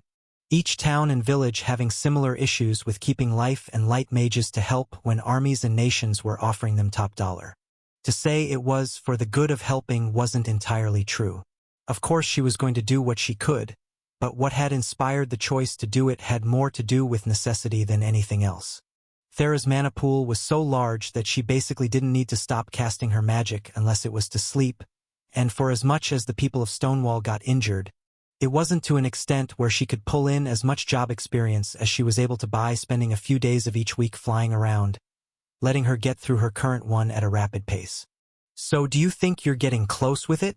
He asked, wondering just how far along she was. A month, maybe 2 left from the looks of it, she said with a shrug. But what about you? I think this is the longest I've ever seen you go without changing yours. Ugh, it sure feels like it. He didn't have much right to complain. He completed his often enough that it would raise eyebrows with anyone, even if he was constantly working himself to the bone to do it. But Connected Enchanter had been a struggle, even for him. Despite the fact that even as they spoke he was busy making and breaking enchantments across the 3 mithril bands he would wear on his wrists, and despite just how many ultra-rare items he had created since taking it, he was on a job beyond the master branch of enchanting, and he had one other drawback to go with it.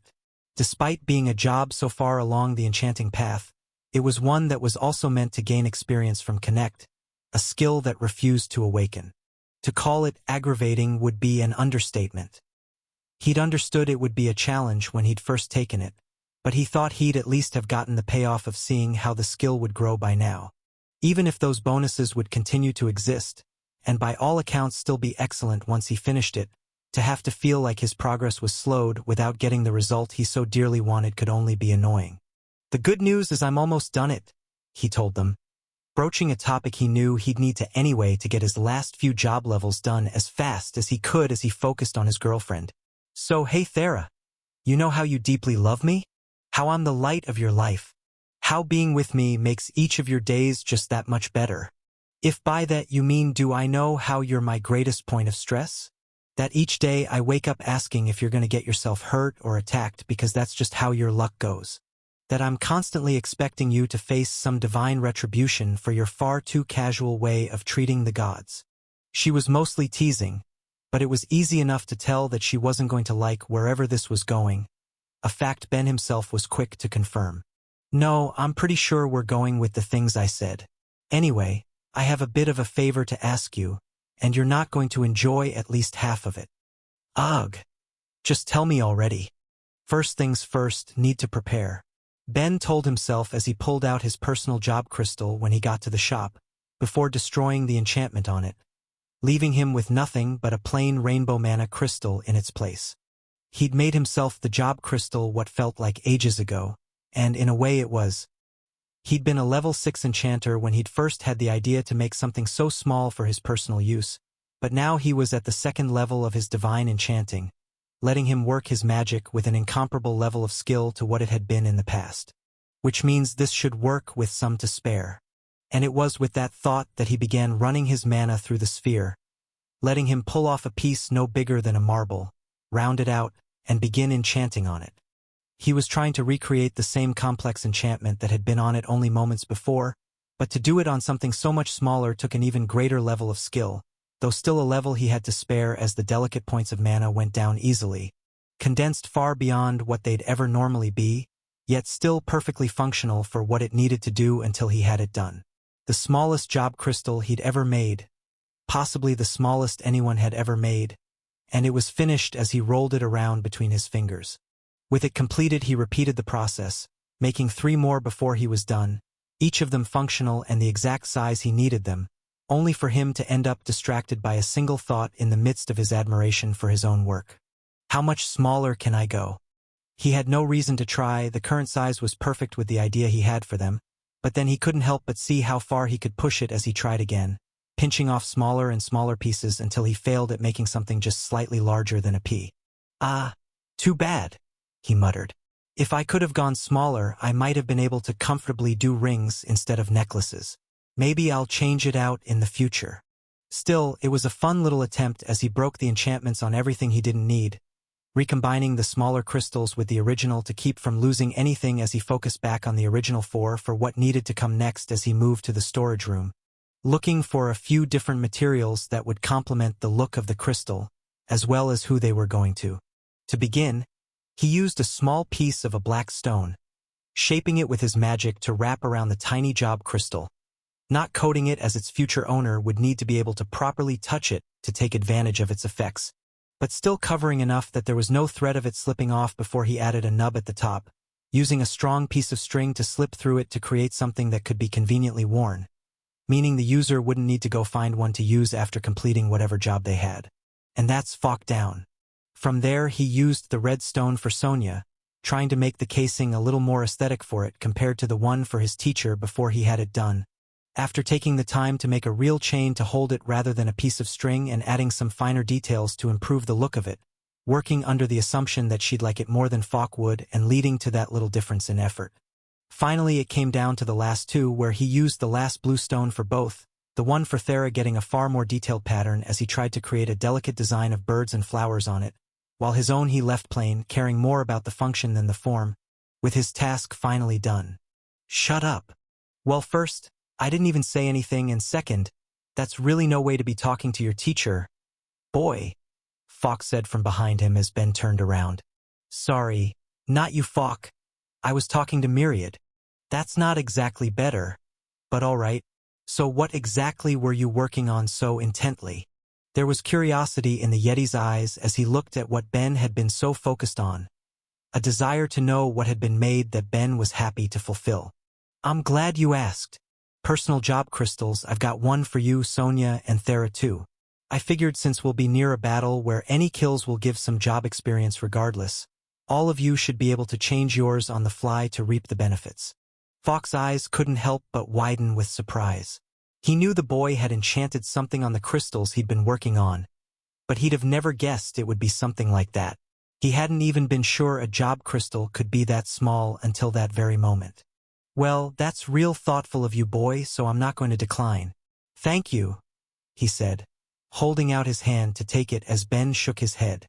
"Sorry, I can't actually give it to you till tomorrow. I have to be on the safe side here." His teacher shot him what could only be a questioning look, leading him to continue. "I'm trying to complete a quest I've had for a while, and I just don't want to do anything that could jeopardize it." "Fair enough, I'll look forward to it then." With that done and no other pressing work, Ben moved on to his next task of the day for his goal of completing his quest and finally bringing an end to the job he'd been stuck on. He was going to make a circlet. He'd made plenty in the past, In fact, the shop housed a few of them that people would come in to occasionally try on as a dare from others and fight off the urge to vomit from the effects of the mind skills he had tied to them. With the few that sold ended up being used for pranks rather than their incredible practical applications of giving the wearer extra minds at their disposal, but the one he was going to make now would be better than any other as he got to work. Beginning with the materials, its design was going to be heavily made with both mithril and rainbow mana crystals, the gems being front and center to not only let the tool power itself, but to act as decorations as he used his magics to blend and shape everything, both material user and destruction playing a part in bringing the design to fruition as he held it, the size being perfect as it sparkled in the light with the subtle artistic flourishes he added shining through. Even better, but should I remake it then? No, it's just destruction, so the level shouldn't change things too much. This should still be great. From there, it became a matter of enchanting the item to have the common mind effects he'd add to such tools, with almost all of them being found within his own status. He'd thought long and hard about exactly how to design it, wanting it to lack the same sickening feeling that the others seemed to carry, so he was selective in how each skill was used. Mental expansion went down completely, its effects seeming less obviously harmful, while parallel thought was weakened, not being at the point where the wearer would have to feel their minds split like he had, instead providing just a little extra mental power. It was complex mind that was held back most of all. Despite being a skill that provided 2 new strands of thought with each level, he was forcing it to only give 1 in this case. Not getting close to his skill's full potential but needing to hold back more that he wanted, since it was the skill in particular that seemed to disorient people the most. Finally came the main addition that he didn't have access to, time magic. The effect of the spell was small but simple in its case. It would act to speed up the thoughts of the wearer, and it was with that it was complete, as perfect as it could be. While it wouldn't be as powerful as he knew he could make it, it had something else going for it, the comfort of the one who'd use it. All that's left is handing it over.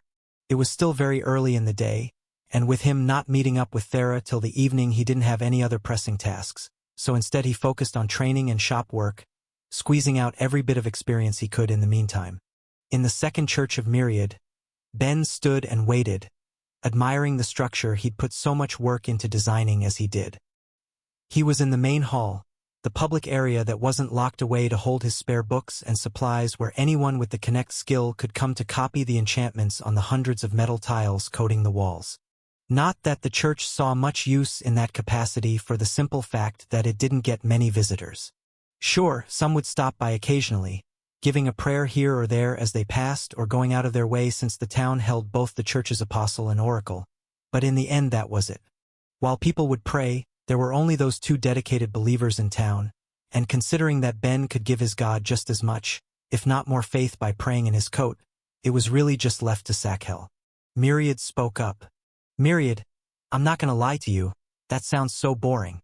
Satchel's back now, right? I'll leave it to her." "Excuse me, you're supposed to be showing me blatant favoritism. But fine, yeah, I can make her something like a decent armor. I should probably make Raelia something too then, but I don't really know what a shape-shifting snake lady might need. I guess if I just make Sakhel a job necklace too, since that's kind of a gift to her whole party. I'll throw another one together tomorrow, so make sure you appreciate the high material cost that's going to be going towards her. Just because I'm rich doesn't mean it's not a ton of money. Just remember that the next time you feel like I don't do enough for the church." He did have to admit he was more than happy to leave most of the church responsibilities to her, and while he didn't feel too bad about it, with the girl having a far better understanding of what she was getting into than he had, it still wouldn't do him any harm to take whatever small measures might keep her alive, lest he start being hounded to do more for it again. Still though, that's a later issue. The main star of the day has finally arrived. Thera opened the church door and walked in, her expression showing misery and exhaustion at the ordeal Ben was about to put her through as a swarm of spirits only she could see flew around her, the air thick with them in a way that left her feeling pressed in, even if they didn't truly take up any space. Ben, for his part, put on the most respectful expression he could, trying to keep from grinning at the little play he was about to put on. "Thera Oris, princess of the spirits and daughter of the great spirit Abris. Thank you for meeting me here in the second church of the god Myriad." She did her best to keep from swearing at him there and then. She wasn't self-conscious of the spirits the way she might be of a typical mortal, but this was pushing the limits of that tolerance to the extreme. Can we get this over with, please? Don't laugh, I'll be safer when this is done if I just take it seriously and don't laugh. Of course, I'm sure you're busy, but as the apostle of the wonderful God Myriad, he and I couldn't help but be touched to learn just how much you're working for your people, along with how much they love you for it, and as such we wish to give you 2 items to help ensure you could keep doing so much, letting you grow and keeping you safe. Thera could hear the sounds of the spirits swarming around her, asking questions amongst themselves and getting answers from others who were forming their own ideas on what was happening, all while she tried to keep herself from just walking out before things could get any more embarrassing. All right, so what do you have for me then? I'm glad you asked, he said, getting more and more into it as he did. This humble servant has worked hard to make you both a necklace containing a job crystal, removing your need to find one anytime you complete the one you're on, as well as this circlet with a powerful mind enchantment design specifically to quickly multicast as need be, able to aid you in using your spells to reach even greater levels of power. The spirits around her buzzed at the news. They understood what job crystals were for and knew that an item like that would only let her grow stronger, and the idea of the person they'd all grown to love so dearly being able to be even a little bit safer was tremendously desirable as well. While many of them didn't typically pay too much mind to mortals in their typical lives, they couldn't help but show an interest in the one working so hard for her, even if a couple of them questioned the display, knowing full well how much they were together anyway. That didn't matter though. Word amongst spirits traveled fast, and with it the knowledge of what the Apostle of Myriad had just done for their princess. In comparison to the elevated mood that came to him with the notification, Thera only looked at him with cold eyes. You made me a tiara. A circlet. It's completely different, minus the insanely expensive materials put into it, plus the artistic flourishes and the way I tried to cut the mana crystals to catch the light. Yep, she's totally right, I accidentally made her a tiara. Oops. She didn't believe it was an accident in the slightest, but the way Ben's eyes lit up told Thera all she needed to know about whether doing all of that had worked, and since it had, it at least managed to clear up just a bit of her annoyance to be helping in such an embarrassing fashion, with the addition that at least one of the things he was giving her did in fact sound both incredibly useful and desirable. Even still, she was happier it meant she could bring it to a close. Well, thank you, I'm sure I'll be able to put them both to use, she told him, resolving to hide the tiara in a drawer to never subject herself to whatever mind effect was on it before turning to address the spirits. And thank all of you for coming to watch. I'm sorry to have pulled you away from whatever you had planned for the day. I have plenty of mana, so any of you that need to be topped up, just let me know and I'll help you out now. With that she shot Ben one final look before taking a seat, chatting with the spirits around her as she gave them what mana she could while Ben slipped on his necklace, touching it and feeling each option fill his mind. Available jobs. Trap user. Craftsman alchemy path. Craftsman artistic path. Craftsman blacksmith path. Craftsman cooking path. Craftsman stonecrafts path. Craftsman sewing path. Holy craftsman. A mathematician. Cursed item maker. A material mage. Destruction mage. A high tank. Otherworldly craftsman. Infernal craftsman. Destructive craftsman. A master adventurer. A soul-defiling gardener. A summoned enchanter. Ritual enchanter. Divine enchanter. Profane enchanter. There were no new ones around to tempt him or pick at his interests, so he went with the choice he'd been planning on ever since he picked his last. I'll take Infernal Craftsman. Name, Ben Hef. Race human. Titles: Apostle of Myriad, the Forgotten One, Miracle Maker, Skill Learner, Enemy of Aneth, Trial Defier, Trial Breaker, Godslayer, Monster, Madman, God Killer, Threat, the Mad Apostle. Jobs: Infernal Craftsman, LV3. Previous jobs: Apprentice Craftsman, Craftsman, Priest, Enchanter, Mind User, Magic Item Maker, Magic Weapon Maker, High Enchanter, Fractured Mind User, Tree Tamer, High Craftsman, Apprentice Mage, True Mage, Tank, Heretic, Adventurer, Divine Heretic, Kin, Master Craftsman, Master Enchanter, Scholar, Connected Enchanter. Attributes: A Vitality, 801. A Vitality recovery rate, 21 per hour. Mana, 695. Mana recovery rate, 49 per minute. Strength, 660. Agility, 224. Stamina, 1834. Intelligence, 1973. Affinities, Light 3, Life 2. Fire, 4. Water 3. Air, 4. Earth 2. Death 3. Dark 1. Space, 4. Time 5. Resistances, Light, 68. Life, 72. Fire, 75. Water, 69. Air, 66. Earth, 81. Death, 78. Dark, 85. Space, 63. Time, 61. Blessed skills. Unending crafting LV2 asterisk. Divine enchanting LV3 asterisk. Focus LV9. Passive skills. World Speak Plus. King of Sacrilege LV9 asterisk. Complex Mind LV9. Abind. Integrated Demonic Body LV5. Defense Enhancement LV5. Parallel Thought LV8. Absorption Resistance LV5. Plant Knowledge LV6. A Mental Expansion LV8. All Affinity Resistance Enhancement LV3. Material Knowledge LV8. Biology Knowledge LV3. Trap Knowledge LV4. Physics Knowledge LV4. Active Skills. Stealth LV1. Connect LV9. Hidden Mind LV8. Calculate LV5. Meditation LV9. Cycling LV1. Marksmanship LV0. Speed Reading LV7. Material User LV9. Destruction LV8. Swimming LV1. Dance LV0. Blessings. Myriad's Blessing. Analia's Blessing. Hilori's Blessing. Galwax's Blessing. Elvit's Mana Regeneration Blessing. Enetha's Blessing. Earth Pantheon's Blessing. Trials. Trial of Analia and Talona. Trial of the Dead God. Earth Tower. You are actually the worst. Maybe, but at the same time you can't deny this is a really, really good one. Oh man, and I bet that Profane Enchanter will have the same bonuses too.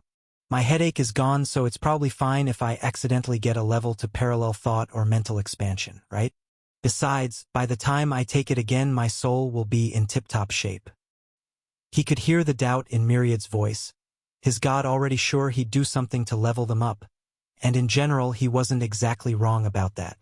There was something Ben wanted to do that he knew would be risking it, but with the end of the world feeling imminent, he couldn't help but want to try. He had 2 months to awaken Connect if it was going to happen at all. He just needed to put them to use. And figure out how to bring it up with Thera. Maybe when she's less annoyed with me. After soothing her mood with some dinner and dancing, along with a healthy show of gratitude for her help in getting those last 5 levels he'd needed, Ben slipped off to his room as the night came to a close, finding an expected guest waiting for him as he did. Quillith, always a pleasure. How's it going? Better than you, I'd say. We're expecting a lot of people to tune it to watch your world end. And I'm not exactly feeling crazy about getting to hear that, Ben told him, giving the alien a funny look. A little morbid, don't you think? Blame the fact that you live in such an interesting reality. We've seen a few interstellar wars conducted across different universes' versions of stars and galaxies, or at least anything semi-comparable, but the ones that happen where the rules of a reality seem more malleable are always the most interesting. Still not really into the idea that the doomed planet I'm stuck on gets to be entertainment. One doomed planet watching another, Quillith said with a shrug. You can take comfort in the fact that everyone on my world is rooting for you all to win, given that if all else fails you're all our last, desperate hope. What I'm hearing though is you guys at least have a few other options you can put to the test. 1 or 2, he admitted. We're about to run an attempt to see if we can alter the physical processes that's going to cause our star's death. It's not exactly breaking the physics of our reality, but at bending them for all it's worth. Neat, well, good luck with that. And if it fails, any word on some of the ideas I've floated before? It was the same ones he'd discussed with Hellori months back, the basics of it being that more of the Grey could be saved if they could act as guides between universes, as well as open the hole to their own for the gods to go through. I've at least looked into the history of it, Quillith told him with a nod. The higher-ups aren't exactly thrilled at the prospect. It was around 3,000 years ago that all serious tests finally confirmed that there was no way for us to survive interuniversal space to make it to any of the realities we'd found that physics would allow our bodies to exist as is, at least as far as we can see, but then again at the time we didn't have any proof of such things as souls. That bit is still annoying actually. We're fairly sure the reality we live in essentially hides any way of proving their existence from us, meaning that we can't even do much study on them now that we've had their existence confirmed. So all of our models on the topic need to come from what we hear from your current universe, along with re-examining a few bits from other realities we gathered in the past that we previously dismissed. Since opening a hole ourselves means we'd be abandoning our bodies for the trip, there are plenty who want to avoid it at all costs, especially given what's out there. Ben just looked at him curiously, not knowing where the alien was going with it as he waited for him to continue. Aside from the fact that we'd essentially have to die first to get to your reality, many of us just don't want to encounter any of the things between, the alien admitted. One of the few times we observed them didn't go well. Are you talking about outsiders? Ben asked, remembering the word Hellori dropped once when he'd spoken to her about it. I guess it's an appropriate enough term if that's what your gods call them. Admittedly, the threat is low. Creatures that exist between realities typically either avoid them entirely or else groups of them end up strangely hyperfixated on specific ones, with both the one you're in and all of the ones your gods pulled from being safe. Still, some do wander, and no matter how slim the odds, our history leaves the idea of encountering them even just as naked souls far from desirable. Do I even want to know? It's probably not as bad as you're thinking, Quillith casually told him. Back in the infancy of us viewing other realities, there were of course those who wanted to see the space between. As an area without any fixed physics, calling it interesting would be putting it mildly, but the moment a stray outsider came into view for the first time, our technology capturing its image in as perfect detail as possible given that properly showing such a thing in a universe bound by proper rules is well, impossible, and around 30% of those who saw it broke down. What?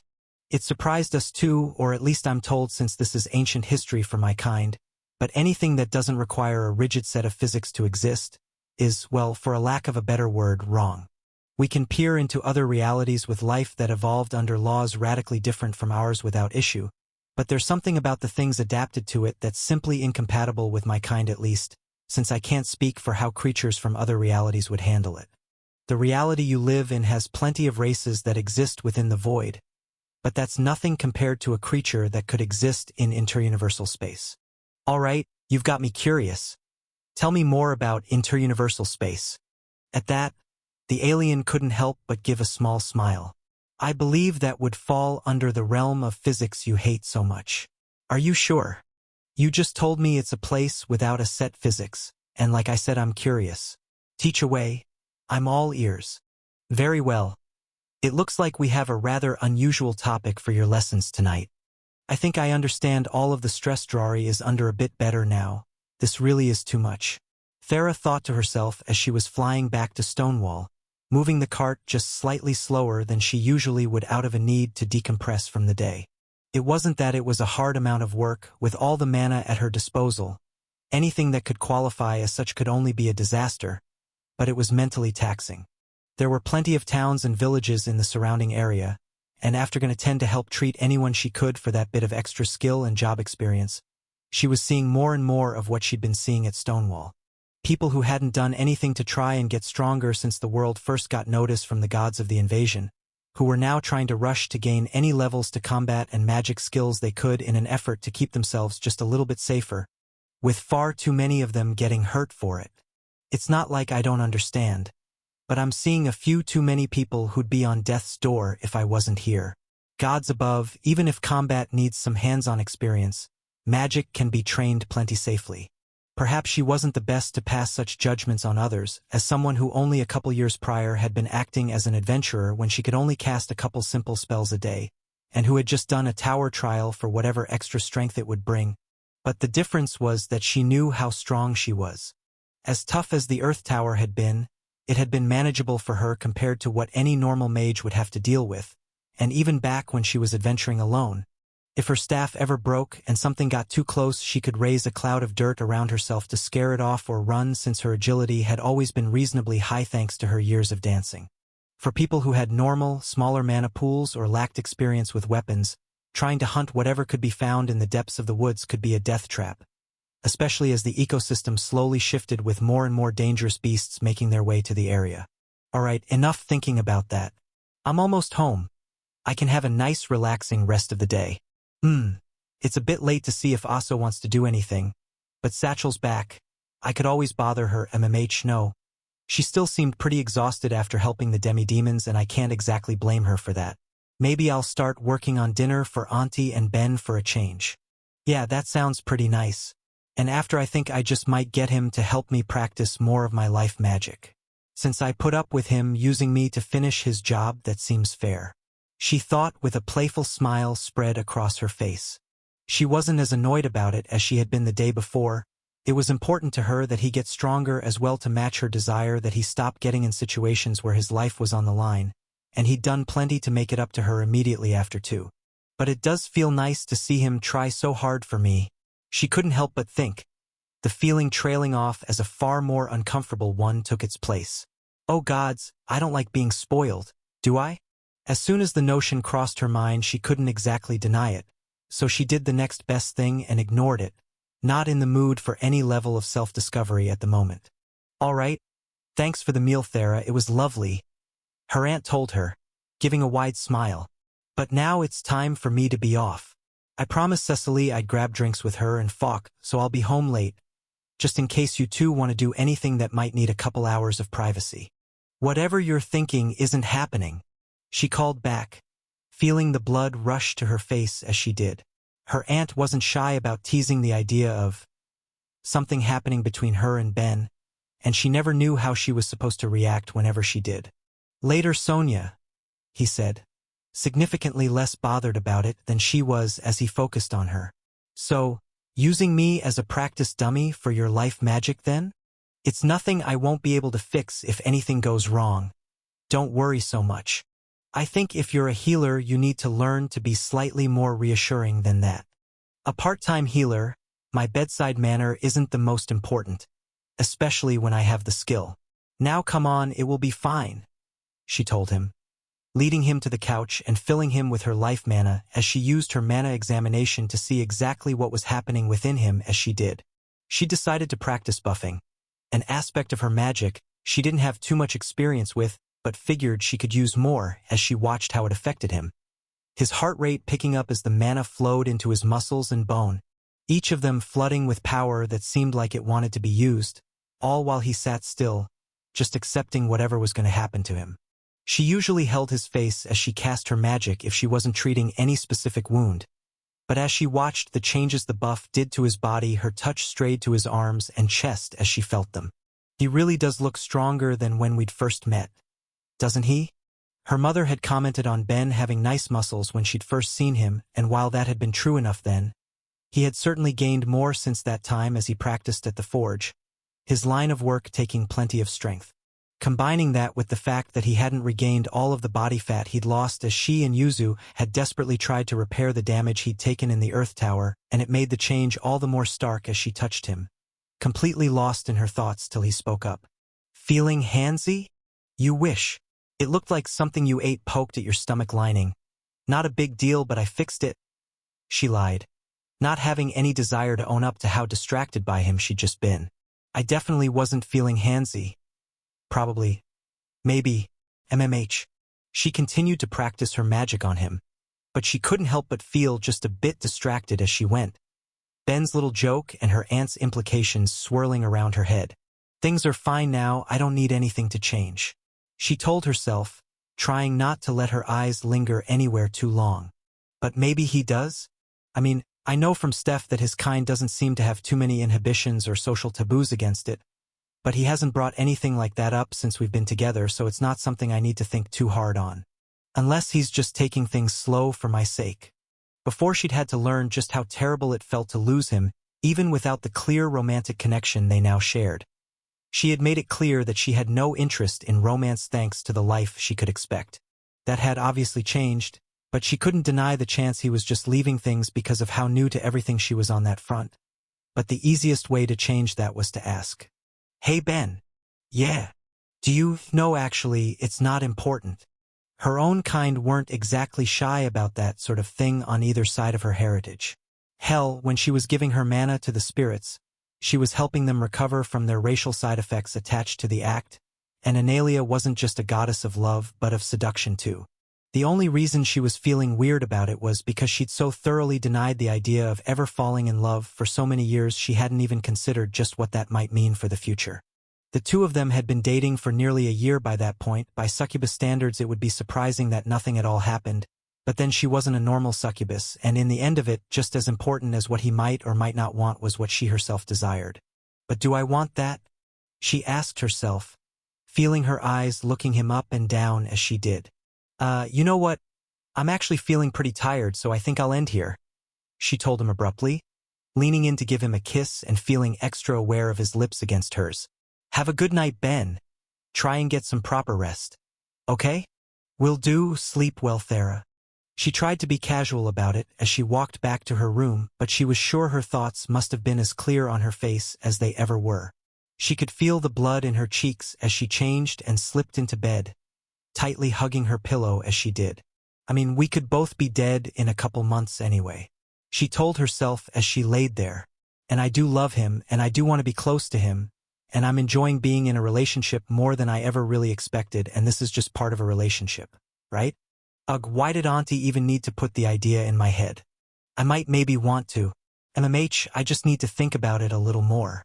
With the idea firmly lodged in her thoughts, Thera didn't manage to get any sleep that night till the morning sun rose. So anyway, helping with the rest of the setup wasn't too bad. But then we were left trying to get back to a gate all by ourselves, Sakhel complained. "Couldn't you have arranged anything like the trip out there?" "Your trip out there and mine back meant making an ultra-rare item," he shot back. "Besides, Myriad found a different space mage to help you eventually. Didn't he? I mean, yes, and I appreciate it, but getting back still ended up taking almost a month altogether. Are you sure we shouldn't have moved their community closer? Do you want to be the one that makes sure nobody makes any rash moves against them with the invasion kicking off in a few weeks?" No, I get what you're saying," she sighed. Even if the demidemons were just people in the end and only their limbs and eyes shared the hallmark traits of an invader, that still left it far too possible that someone might see them and attack. By staying where they were already set up, they were in an area they were used to, and it meant that neither they nor the rest of the world's people needed to get used to each other during an already delicate time. "Well, I do appreciate you taking over for me, hence all of this," Ben told her as he worked at a rapid pace to create a light chainmail for her, using a blend of materials and enchantments to give it all the strength it could have as he handed it over. "Here, try it on and let me know how it feels." "Surprisingly good," she was quick to say, not having expected it just from comparing it against some other armor she'd tried in the past. "But it's pretty light. Are you sure it will give enough defense?" "It's light because I did a fantastic job making it," he told her. Almost offended she even had to ask. "And you're wearing a lower ultra-rare item, of course it will have enough defense." Hearing that, she couldn't help but jump as she looked down at herself and what she was wearing. If he was telling the truth, then that had just become the most expensive thing she owned by a large margin, not to mention the highest-ranked thing she could be certain she'd ever handled. Hell, she doubted she'd ever used anything that was even rare before. The idea of bypassing that ranking entirely left her stomach in knots. I don't actually think I can take this," she told him weakly, the idea of using something so valuable filling her with a deep level of fear. "I'm pretty sure I could sell this for a house. Not quite at the current rank, and also just take it. It would be more inconvenient for me personally if you died not having it than the bit I'm losing out on the material cost and time. Also, if you haven't noticed the shop, my stuff isn't exactly being sold at market rates either, but don't go spreading that fact around. I don't want to have to deal with scalpers." Sure then, got it," she told him, giving a deep bow. "In that case, thank you very much. I'll put it to good use." With that she started to leave, her head swirling with the absolute scale of the cost of what she had on, only stopping as Ben grabbed her sleeve. "Don't be in such a rush. I have 2 more things to give. This is already way too much." She appreciated what she had been given, but it was already the equivalent of being gifted a small fortune. To accept any more would be too much when what she'd been given was already so far beyond the realm of what any normal person might gift another. Ben, seeing just how conflicted the idea left her, did his best to make the point clear. "Sakhel, you're the Oracle of Myriad," he told her firmly. "The one I get to dump my work on, the one responsible for helping to grow the faith and spread his good name. This is not too much." "What was that about dumping work on me? It's important to both me and our God that you be safe," he continued, completely ignoring the question. "So in the spirit of that, don't try and push away the help we give you just because you feel like you're not worthy of it. It's no more than we think you deserve." Despite how casually he let it slip that he was leaving most of the actual work to her, she couldn't help but be touched to hear how valued she was to both her God and the apostle who brought her to her faith. So doing her best, she pushed aside the feelings that came with gaining more than she thought she should get and gave a nod, ready to accept whatever it was. "All right, if you're so sure then I won't decline." "Good. So first take this," he told her, handing over a necklace. "It's for you, but your entire party can take advantage of it. Just no spreading this around either. Okay?" "Sure. So what is it?" she asked, looking at the pendant. It had a beautiful tiny jewel being held in place at the center of a small metallic square, obviously made to represent their god, with whatever purpose it held being far from clear. "Personal job crystal," he told her, watching as the shock almost made it drop from her hands as she fumbled to keep it from hitting the ground.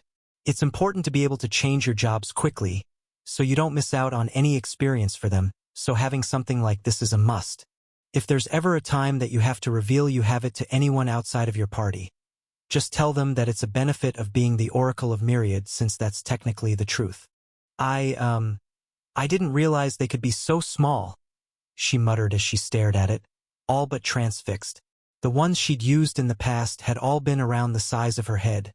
Having one more similar to a finger joint was unbelievable. Even as she let herself touch it, briefly feeling as different options flooded her mind, it was still hard to accept as real. Well, as good as I am, I could only scale it down that low because I used a bit of rainbow mana crystal for it instead of something like quartz," he said with a shrug, watching as she fumbled with it all over again. Just how much would something like this even be worth? To her knowledge, nobody in the world got personal job crystals. The very idea of such a thing was ridiculous, but again Ben could only shrug. Technically nothing. You can't legally sell job crystals, so it's actually worth more without the enchantment. A shame too.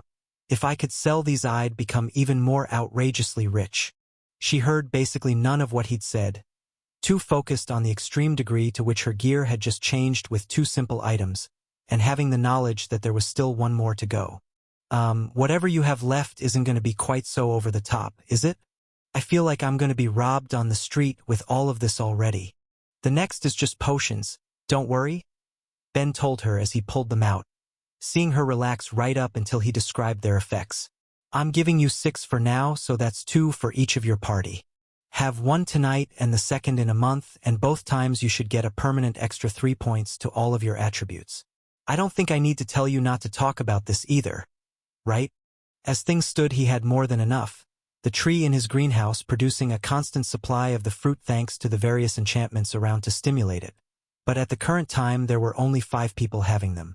Considering it was in his best interest to keep Sakhel alive and that he was making more potions than he could use, sharing his extras with her party was a good way to keep being the shining example of an apostle in her mind, no matter what tasks he might dump on her in the future. I'm sorry, I think I heard wrong. What did you say they do?" "You didn't. I'm sure you heard the rumors about them, since distribution has started worldwide now, and is making me even richer. Really should spend some of this money before I'm too dead to use it." "I have, but I thought they were just rumors. How did you even get this? There's no way I can accept anything so precious." "Nah, I have a pretty constant supply as the guy who figured out how to make them." "Sakhel, I think I need to lay down, she muttered, nursing her head as she did. I feel like I've just learned way too many things to keep secret. Is this why Myriad says you're insane? Hey, rude.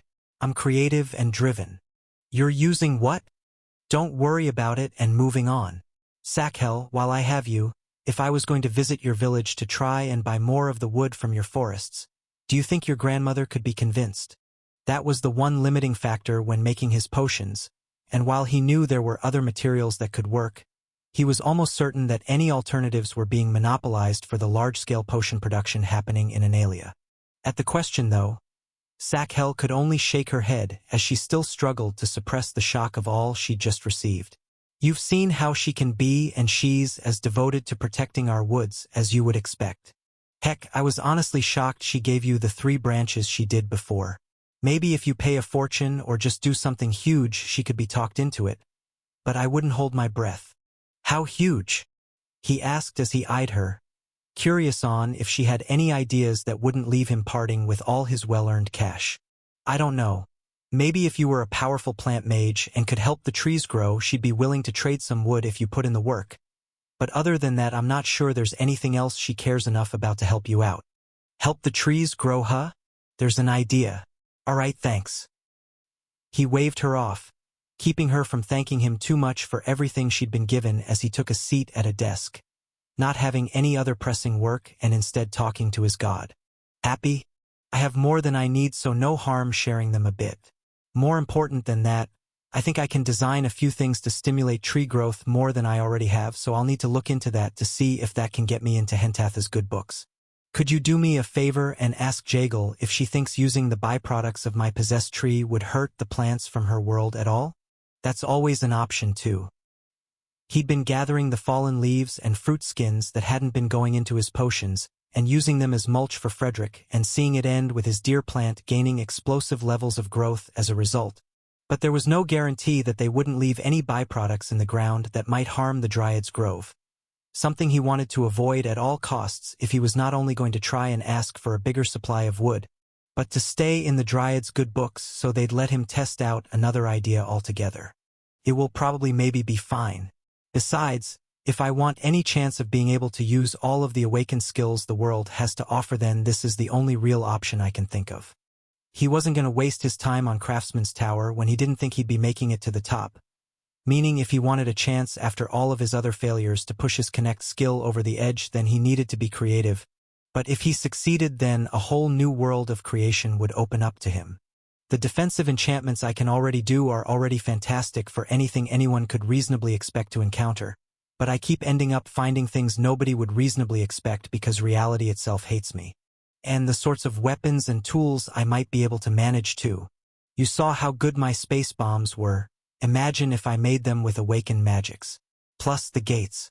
I would be able to help make more of them, and I have a few ideas on how to modify the standard enchantment with ritual magic that I really want to test out. Admittedly, that too.